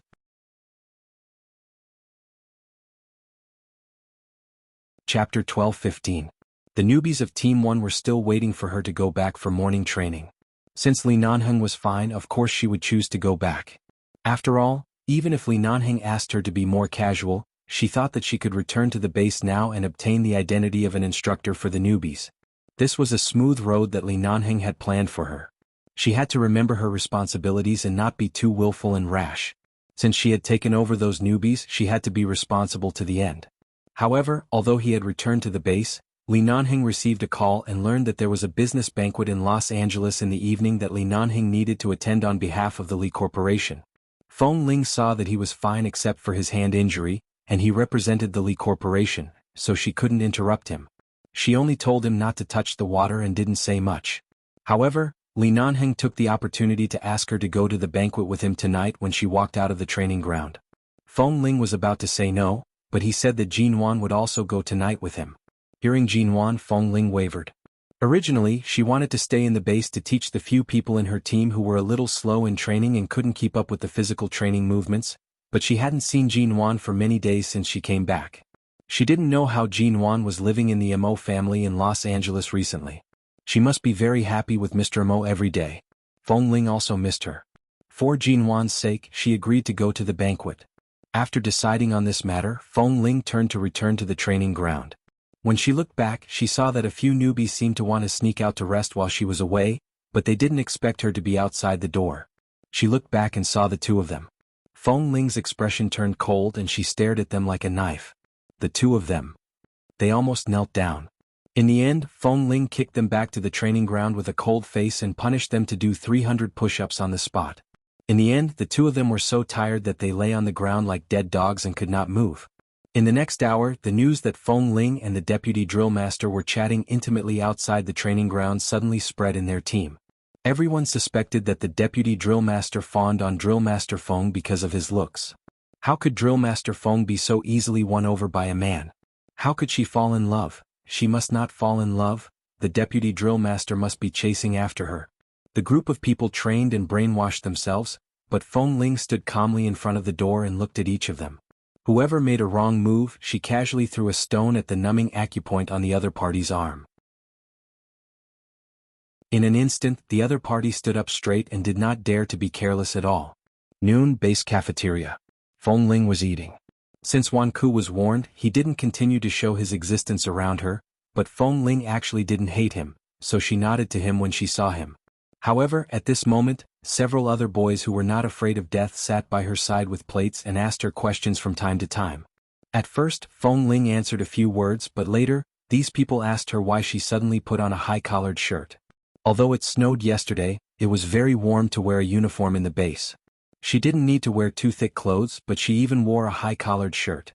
They even asked her if she was afraid of the cold. Feng Ling calmly touched her collar, lest the bite marks left by a certain bastard would be seen. If they were seen, she really wouldn't have the face to pretend to be aloof in front of this group of newcomers and think of a way to suppress them. Well, I'm afraid of the cold, she explained coldly and then frowned. Are you all very free? Why are you all surrounding me? Why are you all surrounding me? I've been worried about you on the training ground all morning. Can't you leave me alone for a while at noon? Seeing that she was about to lose her temper, they quickly retreated from the scene. They had wanted to ask a few questions about her and the deputy drill master, but in the end they found that they didn't have a chance to ask. Because Feng Ling was almost murdered in the hotel, Li Nanheng still needed to personally investigate the situation. He had to investigate all aspects including the bank. So he didn't come to train these newbies this morning. Feng Ling thought that he would go out with him to attend a banquet in the evening and she would train them by herself in the afternoon. In the end, when she was finally able to have a quiet meal alone, a certain deputy drill master appeared in front of her. Seeing that the man did not eat and only took a cup of coffee to sit down, she raised her eyes to look at him. At the same time, she suddenly felt that the newcomers were quietly looking at her from all directions. They were curious about who the deputy drill master was and wanted to know if there was anything fishy between the deputy drill master and her. Feng Ling retracted her gaze, only to see that the man was looking at her calmly as if there was no one else around him. She glanced at the coffee cup in his hand and whispered, "You just had a fever last night. Why are you drinking coffee today? Do you think I'm sick? It's just a minor headache and fever, but I've already recovered in the morning." The man picked up the cup and took a sip. Obviously, he had long sensed the gazes around him, but he had always been calmer than Feng Ling in such matters. He did not show any change in his emotions and continued to drink his coffee without being affected in the slightest. It seemed as though everyone's gaze had nothing to do with him. "You don't come to the base cafeteria to eat. Why are you sitting here?" Feng Ling whispered to remind him to behave in front of the newbies. The man just glanced at her and said indifferently, "After many investigations and bank records, we have found the person who transferred the money to the SUV driver." "Who is it?" Feng Ling paused and looked up at him. Li Nanheng looked at her silently for a moment as if some deeper truth was about to be revealed. In fact, Feng Ling also knew that if it was really Feng Mingzhu, it meant that she was really a member of the Feng family. Otherwise, Feng Mingzhu would just be jealous and wouldn't bribe someone to kill her. If it was really her, she didn't even need to ask. Everything would be clear. Li Nanheng's slender fingers slowly rubbed the wall of the cup. He said, "Feng Mingzhu. The plot has already begun to advance at full speed. Dear friends, after watching for so long, you should be able to see that the various torture scenes you thought were actually not torture. There are no terrible torture scenes, so you don't have to worry too much about any disgusting scenes happening in the later stage. Of course, it's necessary to have both sweetness and torture, but it will definitely be very exciting. Sweetheart, I suggest throwing monthly votes at Ching Ching's head.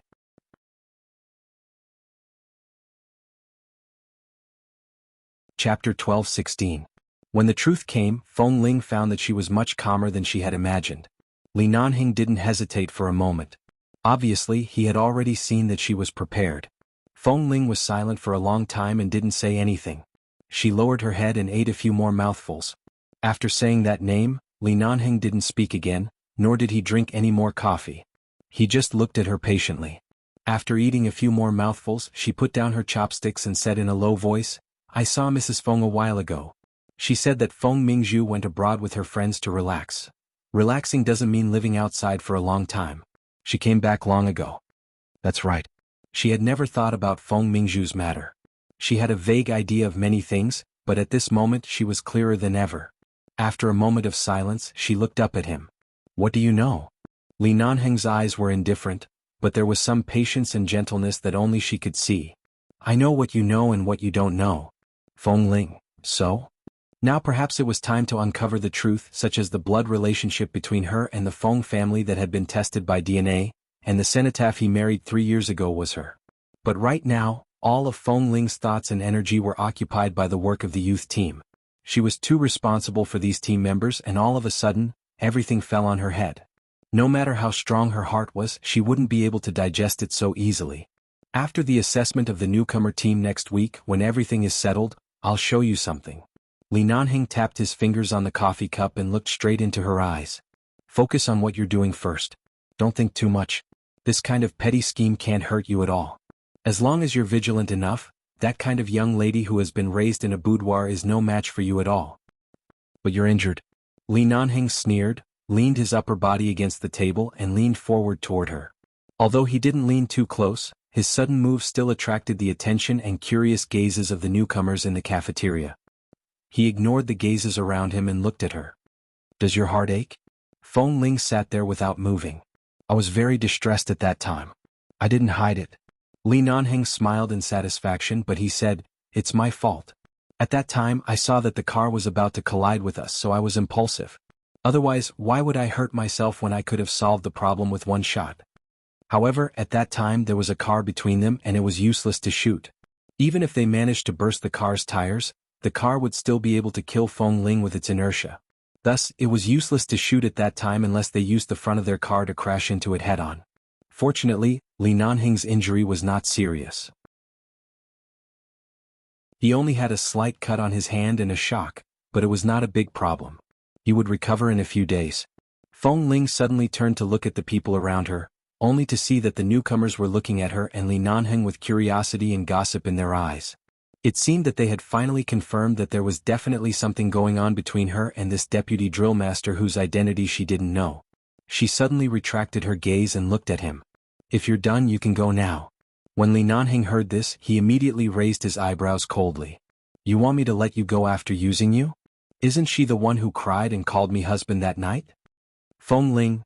Li Nanhing's voice was not loud and no one else dared to sit at this table, so of course no one else could hear him. However, the effect of this sentence still caused Feng Ling's spine to heat up. She couldn't believe it but seemed to have some impression of it. When did I ever call you that?" The little woman had been oppressed by him on the bed for a long time, and in the end, her voice was hoarse from shouting. After being stimulated several times, she became extremely obedient in the end. He coaxed her into saying whatever he wanted her to say. At that time she was really forced to call him hubby a few times. She even called him Big Brother Nanheng several times with a face full of shame and embarrassment. Pretending to have amnesia? Are you going to rest outside after the banquet tonight to help Zhang Yan recall her memories? Feng Ling. You just had a concussion yesterday. You're really worthy of the word beast. My own woman moves around in front of me every day, especially in the base. I can see her but can't touch her. I've been holding it in for so long. After leaving the base, it's better to be a beast than a beast. Feng Ling couldn't win against him, so she simply ignored him and warned him not to get too close to her in front of so many newcomers. Li Nanheng looked at the high-collared shirt she was wearing and smiled. He didn't go too far and followed her instructions. Night. Los Angeles, a business dinner party. Feng Ling didn't want to change her clothes. Anyway, she just thought she was Li Nanheng's attendant or bodyguard. She certainly wouldn't appear in such a place in a gown like other women. Li Nanheng let her be. He represented the Li Corporation tonight, not 11 base, so he changed into a suit so as not to be disrespectful to the organizer. As for Feng Ling, he would let her wear the uniform if she wanted to. He didn't want others to see her amazing side. It was enough for her to stay quietly by his side. That night, Jinwan did go with Mo Jingshan. Mo Jingshan's injury in Cambodia had already healed a lot. Recently, the couple had been staying at the Mo family in Los Angeles. Feng Ling didn't know much about the situation there, but she heard that Chairman Mo had to accept Jinwan due to Mo Jingshan's pressure, and Mrs. Mo, Ms. Wanzhou, liked Jinwan very much, so they got along well. Seeing the pregnant Jinwan appear in the banquet hall with Mo Jingshan with a red face and bright eyes, Feng Ling knew that she was in a good mood recently and everything was fine. While Li Nanheng was talking with others, Feng Ling took the time to say hello to Jinwan. After a while, she was taken away by Li Nanheng.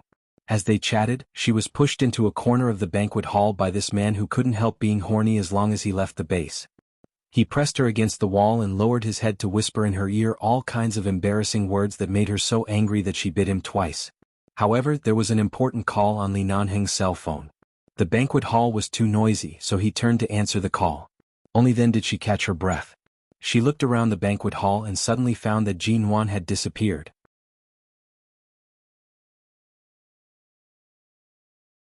Chapter 12-17. Feng Ling's eyelids twitched. She had been with Jinwan for a long time and had instinctively sensed the danger around Jinwan. Suddenly, she heard a scream from the direction of the bathroom. The scream didn't sound like Jinwan, but the scream was drowned out by the lively banquet hall. Only Feng Ling, who had just walked to the bathroom, could hear it clearly. She walked quickly to the bathroom and was about to push it open, only to find that the door was locked from the inside. Mrs. Mo? Is she inside? Feng Ling frowned, leaned against the door and asked, Jinwan? It was quiet inside and no one answered. Even the person who screamed just now was silent. She suddenly raised her foot and kicked the door hard, and the loud crash shocked everyone in the banquet hall. As the bathroom door lock was broken, Feng Ling quickly pushed the door open and searched inside with her sharp eyes, only to find that there was no one in the bathroom. The scream just now was not Jinwan, but the things scattered on the floor of the bathroom were Jinwan's. Jinwan and Su Shui were both taken away at this banquet. However, the most unexpected thing was that Mr. Mo, who had always planned everything, was finally in a passive position in this disaster. Worried about Jinwan's safety because she was pregnant, he searched for Jinwan overnight. It was not until dawn that he finally found some clues and learned the purpose of the person who instructed them to kill Jinwan and Su Shui. Ignoring the wound on his back that had not fully recovered, Mr. Mo drove directly to a certain highway in Los Angeles. A few people from 11 base arrived and everyone drove to the highway, intending to attack from all sides. However, there was only one highway and there was no way to get to the highway in a short distance, so they could only chase after them. If Feng Ling could predict the result in advance, she would rather have been the one rushing to the front of the truck than to see Mr. Mo covered in blood and unconscious in the deformed car, or to see the pool of blood flowing out of Jinwan's lower body. At that time, their car was following closely behind, and as they chased, they found that the speeding giant truck had been chasing in the direction of the car where Jinwan and Su Shui were kidnapped. In Li Nanheng's car, Feng Ling sat on the passenger seat and stared in that direction with a frown. Li Nanheng saw that the car was filled with killing intent earlier than her. He did not bat an eyelid but sped up. However, Li Nanheng's hand had just been injured and was wrapped in gauze, so he could not control the steering wheel as flexibly as usual. Just when Li Nanheng couldn't stop the tragedy from happening, Mr. Mo's black Bentley suddenly rushed forward at a terrifying speed. At that time, Feng Ling had a deep impression of him. She suddenly heard Li Nanheng say hoarsely, "Feng Ling, close your eyes." However, before he finished speaking, the two cars collided, and the huge shock shook the entire highway. Feng Ling clearly felt that Li Nanheng was so angry that he almost lost control of the car. She quickly rushed forward with a stiff face, only to see that the black Bentley had been smashed into a horrible and strange shape. Mr. Mo must be dead. Li Nanheng's eyes turned red. He immediately took off the gauze on his wrist, threw it at his feet, and jumped out of the car to solve the situation. Feng Ling's mind went blank. She looked at the Bentley and suddenly turned to look at Jinwan, who had fallen on the highway, and hurriedly got out of the car to help her up. She couldn't forget Jinwan's heart-wrenching cries at that time. She couldn't forget the gasoline flowing out of the black Bentley mixed with the scarlet blood. She couldn't forget the blood flowing out of Jin Wan's lower body before she fainted. She couldn't forget the scene when Li Nanheng pulled out a gun and pointed it at the driver in the giant truck with red eyes, wanting to shoot hundreds of holes in his body, but Kay and the others held him tightly and stopped him. The truth hadn't been found out.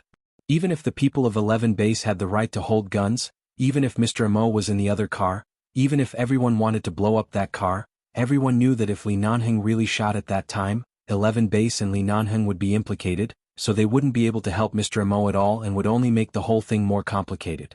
Li Nanheng knew the seriousness of the whole thing better than anyone else, but Kay and the others could see that Boss Li was really angry. He almost shot, but several brothers stepped forward to stop him, grabbed his wrist and pressed his hand hard to stop him from shooting. After a few seconds of silence, Li Nanheng came to his senses at a speed beyond anyone's imagination. He coldly ordered everyone to sort out the evidence at the scene, pry open the Bentley door, and find a way to rescue Mr. Mo. Feng Ling couldn't go there to help now. Jin Wan, who had fainted because of the great sadness, fear and miscarriage, was enough to make her heart ache. After taking Jin Wan into the car, she looked in the rearview mirror at the Bentley that the brothers of 11 Base had pried open and at Mr. Mo's body, which was carefully carried out of the car. There was blood everywhere, blood. Seeing this, Feng Ling's heart ached and she drove Jin Wan to the hospital first.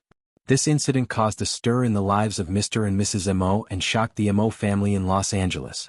When Director Mo and Ms. Wanzhou arrived at the hospital, Jin Wan had just had an abortion and was still unconscious. Mr. Mo was still in emergency treatment, and his condition was unknown. In the short time of watching over Jin Wan in the hospital, Feng Ling's heart sank to the bottom. She couldn't accept that such a thing would suddenly happen to Mr. and Mrs. Mo, who were so happy and loving. Mr. Mo couldn't die. Otherwise, how could Jin Wan live? But the only thing Feng Ling could do now was to go to the hospital to accompany Jin Wan when she had time. After all, this was Los Angeles and Director Mo and Ms. Wanzhou were in the hospital every day. She couldn't make any decisions for Jin Wan and Mr. Mo, especially when Ms. Wanzhou sat in Jin Wan's ward and kept holding back her tears. Feng Ling could do nothing but stand quietly and watch. In the face of life and death, people were really too small. Sometimes Feng Ling thought of Su Shui, who died on the highway, thought of Su Jilan, and thought of the scene when Mr. Mo's Bentley was hit on the highway. Sometimes she thought of the SUV that rushed straight at her in the underground parking lot of the hotel that day. She couldn't understand. If she was really the daughter of the Feng family, no matter how dissatisfied Feng Mingzhu was with her, she was still her biological sister. How could her biological sister want to kill her?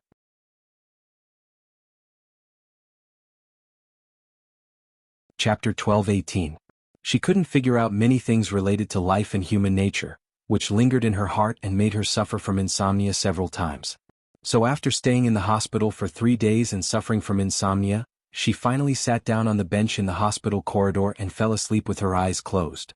When she woke up, she found that she had been sent back to 11 Base and was lying in her own room upstairs in the base hall. She closed her eyes, thinking that she had just had a nightmare, but then Kay called her. "Feng Ling, you've been in the hospital for 3 days. Boss asked me to send you back to rest. The newcomers are going to take the assessment soon. Don't come to the hospital for the next few days." Kay said, "There's no need to stay in the hospital like this. Jin Wan's miscarriage has become a fact, and Mr. Mo is not out of danger yet. Our brothers and the people of Shine Group are here. Don't worry, we can help you. You will collapse if you stay like this. Boss is busy dealing with the affairs of the Mo family and the Su family, as well as the murderer. He can't find time to go back these 2 days. Stay in the base and don't let us worry about you." Of course, Feng Ling knew that it was useless for her to stay in Jin Wan's ward, but when she saw Jin Wan sitting silently on the bed after waking up, looking very calm and not crying, she felt even more uncomfortable. But it was true that the brothers of the base had all been there. Li Nanheng had seen this with his own eyes, and it was about Mr. Mo. He couldn't stand by and let the whole thing be handled by various parties. Even if she went there, Jin Wan wouldn't talk to anyone. She just stood by. In the face of life and death, nothing mattered. Feng Ling was under a lot of pressure. After hanging up the phone, she lay on the bed, thinking that she couldn't fall asleep, but she was really too tired these days. She thought about what happened to Jin Wan in the past few days and the scenes on the highway that day and finally fell asleep. When she woke up in the afternoon, she was in a much better state of mind. She went out of the room and met Ah Feng downstairs. Ah Feng gave her an understanding look. "I know you have a good relationship with Mrs. Mo. Now that something happened to Mr. Mo and Mrs. Mo, you can't calm down for a while. I can understand. If you really don't have the energy to continue teaching, I can send someone else to teach you, but don't go back to the hospital. Boss specifically told me not to leave the base, to eat and rest on time, and not to stay up night after night. It's okay. I'm much better after a day's rest. I'll call the hospital in the evening. Tomorrow morning training will be carried out as usual, and the assessment will be held soon. I have to live up to the efforts of the newcomers, Feng Ling said softly. Ah Feng nodded. If you think you can adjust your mood and state well, of course, no one can replace your position in the hearts of the members. Since it has happened, we can only solve it. The brothers in the base are used to life and death. I believe they can adjust their state well. Feng Ling didn't speak anymore but walked out in silence, sitting on the stone bench outside the base hall for an afternoon and an evening. The next day, when it was time for morning training, the members of Team 1 who had been training by themselves for 3 days, were surprised to find that Drill Master Feng Ling, who had been missing for 3 days, had come back and was waiting for them in the training ground as early as before. The group of newcomers hurried into the training ground for morning training. However, because Feng Ling was not around in the past few days, a few bad-tempered people who liked to say angry words said that the assessment was coming soon. A few days ago, the 2 drill masters were not around, and they thought that their team had been abandoned, causing the atmosphere in the entire team to be a little gloomy. It was as though they were really going to be abandoned. Even when they were training, they could not give them any energy. Looking at their state, Feng Ling narrowed her eyes coldly. Mo Jingxin was not out of danger yet. Tubes of various colors were inserted all over his body, and he was surrounded by medical equipment. In the enclosed ICU, even the glass windows outside the ward were not allowed to enter. Every day there was only 1 or 2 hours when they could see the people inside through the glass windows. All the top doctors in the world were gathered here trying to save people, but the waiting time was the longest. Whether he could survive or not depended on whether he could hold on to his last breath or not. In the next few days, Feng Ling stayed in the ward for a few days, and Li Nanheng almost didn't sleep. He ran around and was worried about the hospital. The accident made almost all his acquaintances lose a lot of weight, especially Jin Wan, who had just had a miscarriage. Everyone was worried that she would take things too hard, but they found that she seemed to be calmer than everyone else and didn't need anyone to worry about her at all. In the face of such a major accident, she was so sensible that it made people's hearts ache. He looked at Mo Jingxin outside the ICU again. When he came out again, Li Nanheng pinched between his eyebrows and Kay came over. Boss, just now the base called and said that Feng Ling has returned to the youth training team. His mental state seems to have returned to normal, but the ignorant members of the youth training team often speak with dissatisfaction and are very negative. They feel that they may not be able to get good results in this newcomer assessment. Speaking of this, Kay continued angrily, it's really a waste of Feng Ling's effort to teach them. She gets up earlier than them and sleeps later than them every day. It's just that she stayed in the hospital for 3 days and couldn't go back. In the end, they all became ingrates. Damn. Listening to this, Li Nanheng walked to the smoking room at the end of the hospital corridor, lit a cigarette and put it in his mouth. With the strength of the cigarette, he recovered a little, looked down at the time and said, how many days before the newcomer assessment? 4 days on Sunday. A puff of white smoke came out of the man's mouth. Since she has the ability to teach 20 disobedient boys a lesson, she will be able to teach them a lesson again. Don't worry, she has her own way of doing things. I know Feng Ling is fine, but isn't she still worried about Jin Wan? I'm afraid she'll be under too much pressure. If she's really bullied by those insensible brats, my heart will ache. As soon as Kay said this, he suddenly paused. Seeing Boss Li squinting at him meaningfully with a cigarette in his mouth, Kay hurriedly said with a strong desire to survive, well, it's because we are worried about each other. Li Nanheng sneered. I know better than my own woman whether she can bear the burden on her shoulders or not. Don't worry about her and go to work. Okay.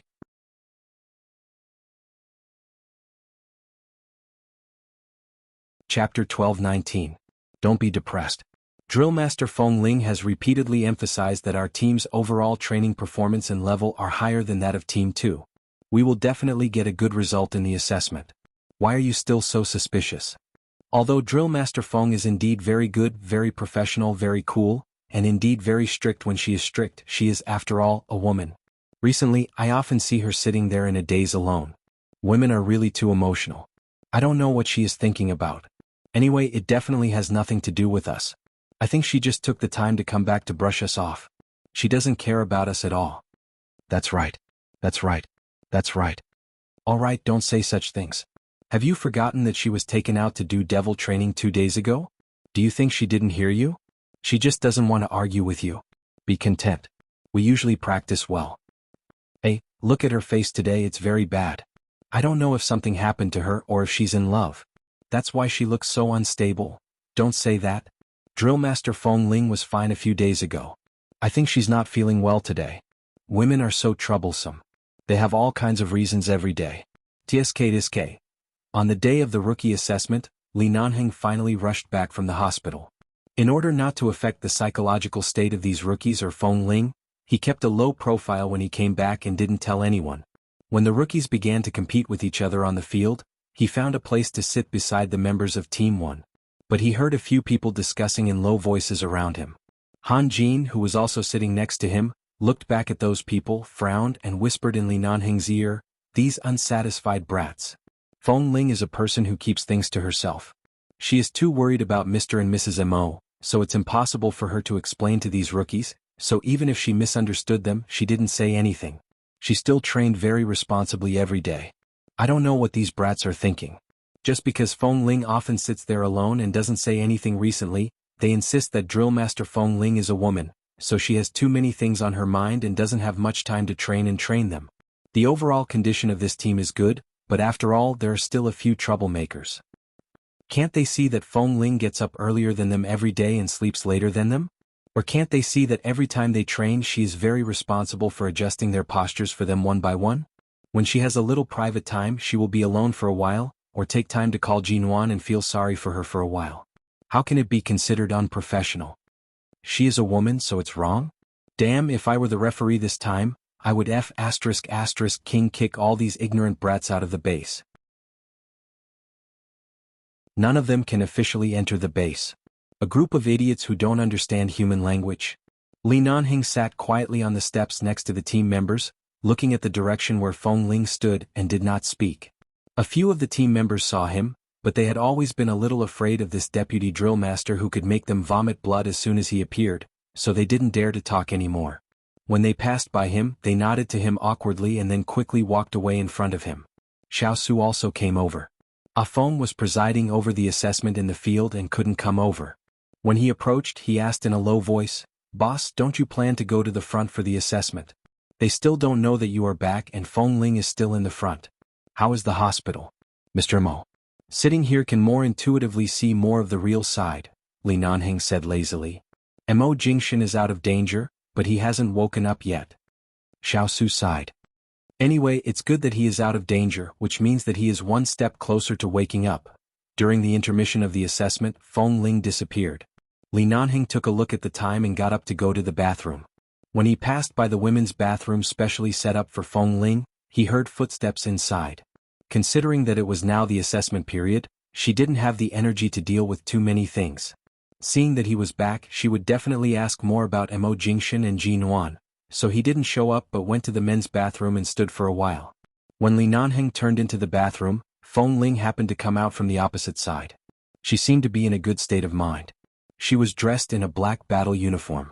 The design of the uniform for the past 2 years was a little tight, showing off her figure. Wearing it on her body she had curves in all the right places. Amidst the coldness and elegance, there was a unique sense of sexiness hidden under her clothes. Feng Ling, who was usually serious in the base, was the only one who knew how perfect and sexy her figure was after taking off her clothes. Feng Ling seemed to have just washed her face in the bathroom, and her chin was still dripping with water. She wiped it with a paper and walked out, holding a small pack of sanitary napkins in her hand, which she put into a pocket as she walked. No wonder her condition was fine, but her complexion was so pale. No wonder the troublemaker in the youth training team said that she didn't look well today. She should be on her period. The things she experienced in the past few days and the psychological pressure made her period a little heavier this time. She was obviously very uncomfortable. Sure enough, when Feng Ling was about to walk out of the bathroom, she suddenly stopped, raised her hand to her stomach and stood there for a long time. Seeing that she had a stomachache, Li Nanheng came out of the bathroom and went over to support her arm. "If you're not feeling well, go back to rest. I'll watch them in the second half." Feng Ling was startled by the person who suddenly appeared next to her and turned her head sharply. When she saw it was Li Nanheng, she was even more surprised. "Aren't you in the hospital? When did you come back? You've worked so hard to train such a team. It wasn't easy for them to survive until the day of the assessment. Of course I'll come back at such an important time." Li Nanheng looked at her hand that was moving away from her stomach. "Period?" Feng Ling nodded. "I'll send you back to rest." "No need." Feng Ling quickly stood firm and didn't let him help her walk. There was no one near the bathroom. She took a deep breath to relieve the discomfort in her abdomen and then said, "Just now, I felt that someone was looking at me in the men's bathroom. I thought you couldn't come back because there were too many things in the hospital. I thought someone in the base saw me and hid inside. I didn't expect it to be you." "Surprised?" the man asked with a smile.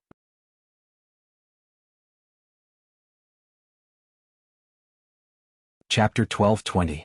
Are you surprised? The man asked with a smile. Of course she was surprised. She had been in a bad mood these days and Li Nanheng had not returned to the base. Now that she suddenly saw him back, she was definitely surprised and happy. However, in the first half of the assessment results of her subordinates were not ideal. Although they could win some points in the afternoon, Feng Ling was really worried about the newcomers on the field and couldn't care too much about her personal feelings. Li Nanheng recalled what he had heard from the training team and felt as if someone had stabbed his heart twice. Feng Ling was unwilling to return to the base because of her gender. She was afraid that all her efforts would not be understood in the eyes of others. In the end, this group of brothers in the base was too familiar with her and basically did not have any negative comments, but she did not expect a group of ignorant newcomers to be so arrogant. All her hard work and efforts in the past month seemed to have become wrong because she was a woman and because she was in a bad mood recently. The point was why this woman kept everything to herself. She was clearly in a bad mood, but she still smiled at him and did not even complain about her grievances. Now that she saw that he had finally come back, shouldn't she hug him immediately, crying for her husband and asking him to help her teach those ignorant brats a lesson? But she just didn't say it. Feng Ling still remembered that he said that after the assessment was over, he would show her something. She could roughly guess what it was, but now she was not in the mood to think about it. Hearing the gunshot from the training ground indicating that the second half was about to begin, she hurriedly walked out. Li Nanheng did not stop her. He knew very well how serious his woman was. If she said she didn't need to rest, he couldn't stop her. The second half of the assessment had not begun yet, and they had only entered the preparation process. In fact, the overall strength of the first team led by Feng Ling was really good. However, in recent days a 17-year-old boy named Varam had been caught by her slacking off several times and was dragged out to train by her alone. One time he lay on the training ground and did not move. Feng Ling just looked at him coldly and told him to get up. Perhaps people's acceptance was different.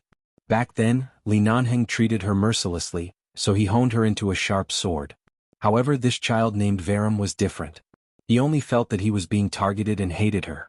He often talked to several newcomers in the team in private. As for what they talked about, she roughly knew a little. They were just nitpicking on her, but it was not appropriate for them to say anything to her face, so she could only say something in secret. The assessment was about to begin, so Feng Ling did not pay much attention to him. However, because she had seen the results of the newcomers in the first half, it was obvious that they were not at their normal level.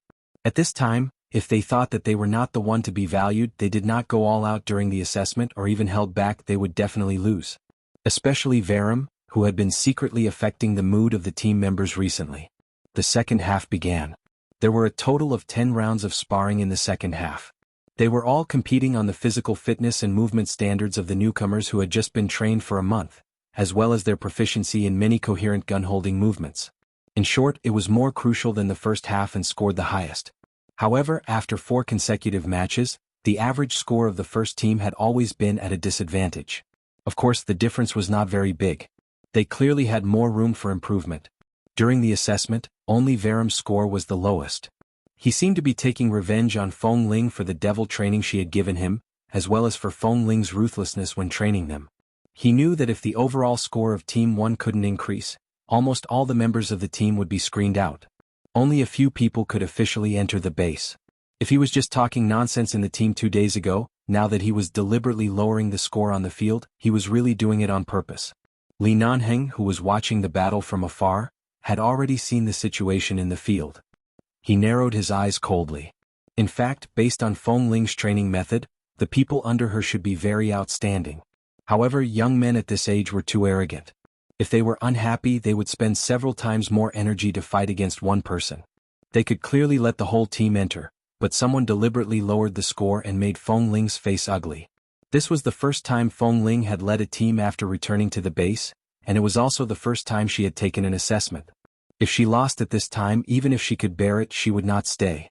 In the middle of the second half, there was another 10 minutes of rest. Li Nanheng paid attention to Feng Ling's state the whole time. Feng Ling looked fine on the surface. From the beginning to the end, she could see the situation. She was not unhappy, but her eyes were still very cold. Right now, the second team was 20 points higher than the first team, and there were only 5 matches left. It was almost impossible for them to win, unless all 5 of their members could perfectly obtain full marks in the last 5 matches. Only then would they be able to turn the situation around and win by a narrow margin. However, looking at the situation, it was already not easy to persevere through the assessment. It would not be easy to obtain full marks in the last 5 matches. Li Nanheng went to the viewing room where Ah Feng and the others were. He pulled out the surveillance footage and looked at the person named Varam for a while. He asked coldly, "Where's Feng Ling?" Feng Ling asked Varam to go to the back to talk. Ah Feng knew that Li Nanheng could see the problem because of his identity as the boss of the base, but he couldn't be biased, so he didn't say anything. However, the boy's purpose was too obvious. "I don't think Feng Ling is too nervous.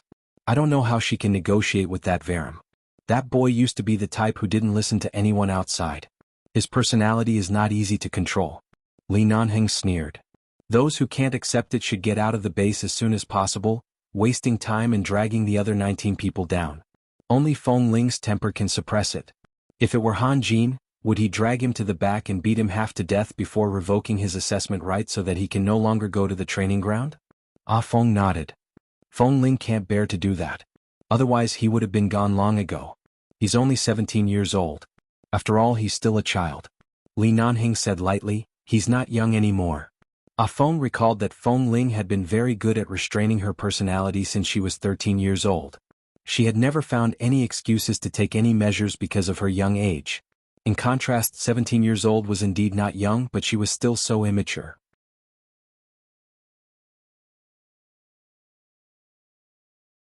Chapter 12:21.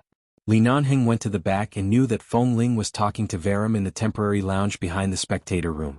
He wanted to knock on the door and enter, but then he remembered that Feng Ling was the main drill master of Team 1. Since he had handed this responsibility to her, he couldn't interfere with her decisions. As long as she didn't speak, she didn't need anyone's help for the time being.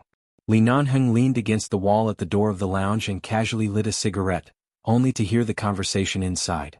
He glanced at the time. There were still 4 minutes left before the next round. "Varam, what do you want?" Feng Ling looked at Varam, who was still arrogant after being called in, and asked indifferently.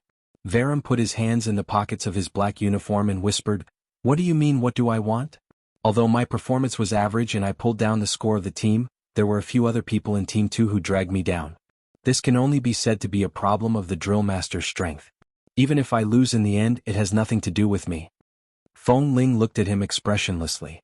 "Is this what you want after working hard in the base for an entire month?" Varam paused and then glanced at her coldly. "Even if I win in the end, only 10 of the 20 people can stay. You have to decide the 10 spots yourself. Will you keep me? Since I'm going to leave sooner or later, why should I work for others?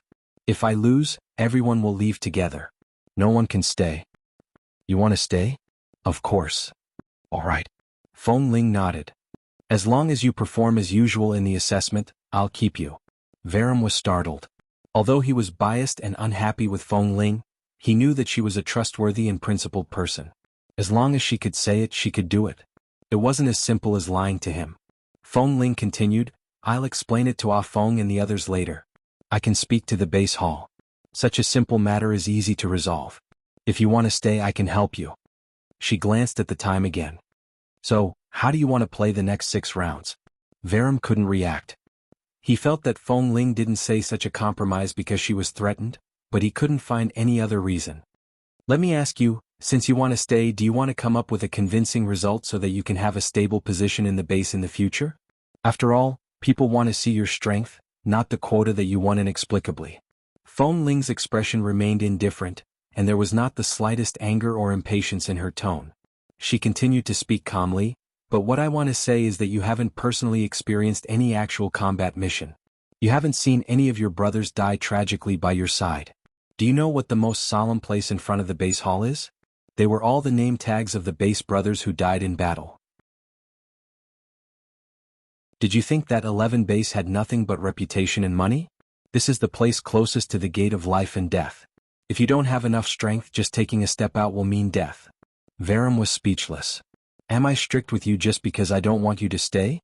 In the end, you're the only one who benefits from physical training. When you're on a mission and you're under the enemy's gun or grenade, at least you have enough stamina and speed to avoid those fatal dangers. You still have a chance to fight back. If I rashly make you stay when I can't see your strength, what's the difference between that and the person in charge of the King of Hell forcing a person to stay and wait for death?" Varum, Feng Ling took a deep breath. "Did you feel from the beginning that the base didn't value you at all when they sent a female drill master over? Although all of you patiently followed the training, your hearts were always unbalanced? You won't be satisfied with whether I treat you too hard or too lightly, just because I'm a woman?" Varum explained hoarsely, "That's not it," Feng Ling said indifferently, "that's because you're not confident in yourself. You're too sensitive and extreme. If it weren't for the fact that I saw your strength and knew that you could do better, why would I call you out to do devil training alone? Do you think I'm targeting you, or am I responsible for your life in the base in the future?" Varum froze for a moment, his hands clenched into fists. "In my team, everyone is the same, but giving up is the most shameful. If you feel that you have no hope, you'll drag everyone down with you. But I think we can get full marks in the next 5 matches. We can win and you can stay with your strength." Feng Ling looked at him. "You have to know that your departure doesn't affect me much.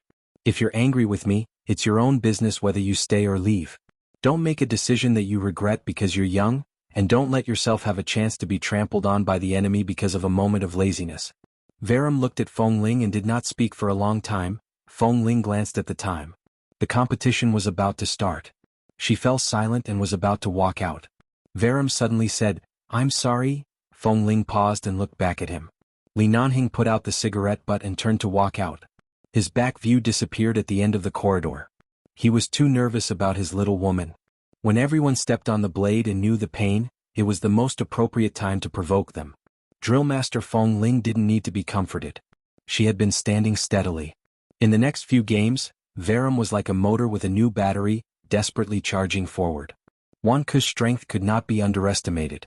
The two of them cooperated very well, driving the other team members to win 4 full scores in a row. It was only in the last game that other team members were replaced, and in the end they barely won 4 points. In total, Feng Ling's team won by 2 points. The gap was not big. It was said that the base would give extra points based on the performance of everyone on the training ground today. Although the number of spots was limited, all those who passed the test with their strength would be assessed again, which would allow them to win a few more spots with their strength. The base's actions pacified this batch of restless rookies and boosted their morale, as well as quelling all sorts of discussions. As for Feng Ling, at least it proved that her hard work this month was not in vain. The 20 people under her were all outstanding. As for the rest, it would be up to Chang Yuan to prove whether they could be even more outstanding. At this time, Ah Feng came out of the viewing room and suddenly said with a smile, "Boss Li, after watching these rookies' wonderful competition, are you really not going to evaluate them personally?"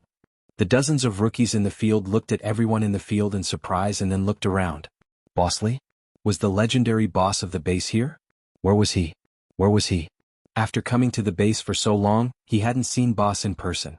Was he finally going to show up? A small transition. Love you guys, moi. You're tuning in to the Han Li's Wuxia Adventures YouTube channel. We're so grateful for your support, and don't forget to subscribe to join us on this incredible journey through captivating stories. Your generosity through donations truly makes a world of difference, as it's the primary source of revenue that allows me to expand and enhance this channel for you. Thank you from the bottom of my heart for being a part of this adventure.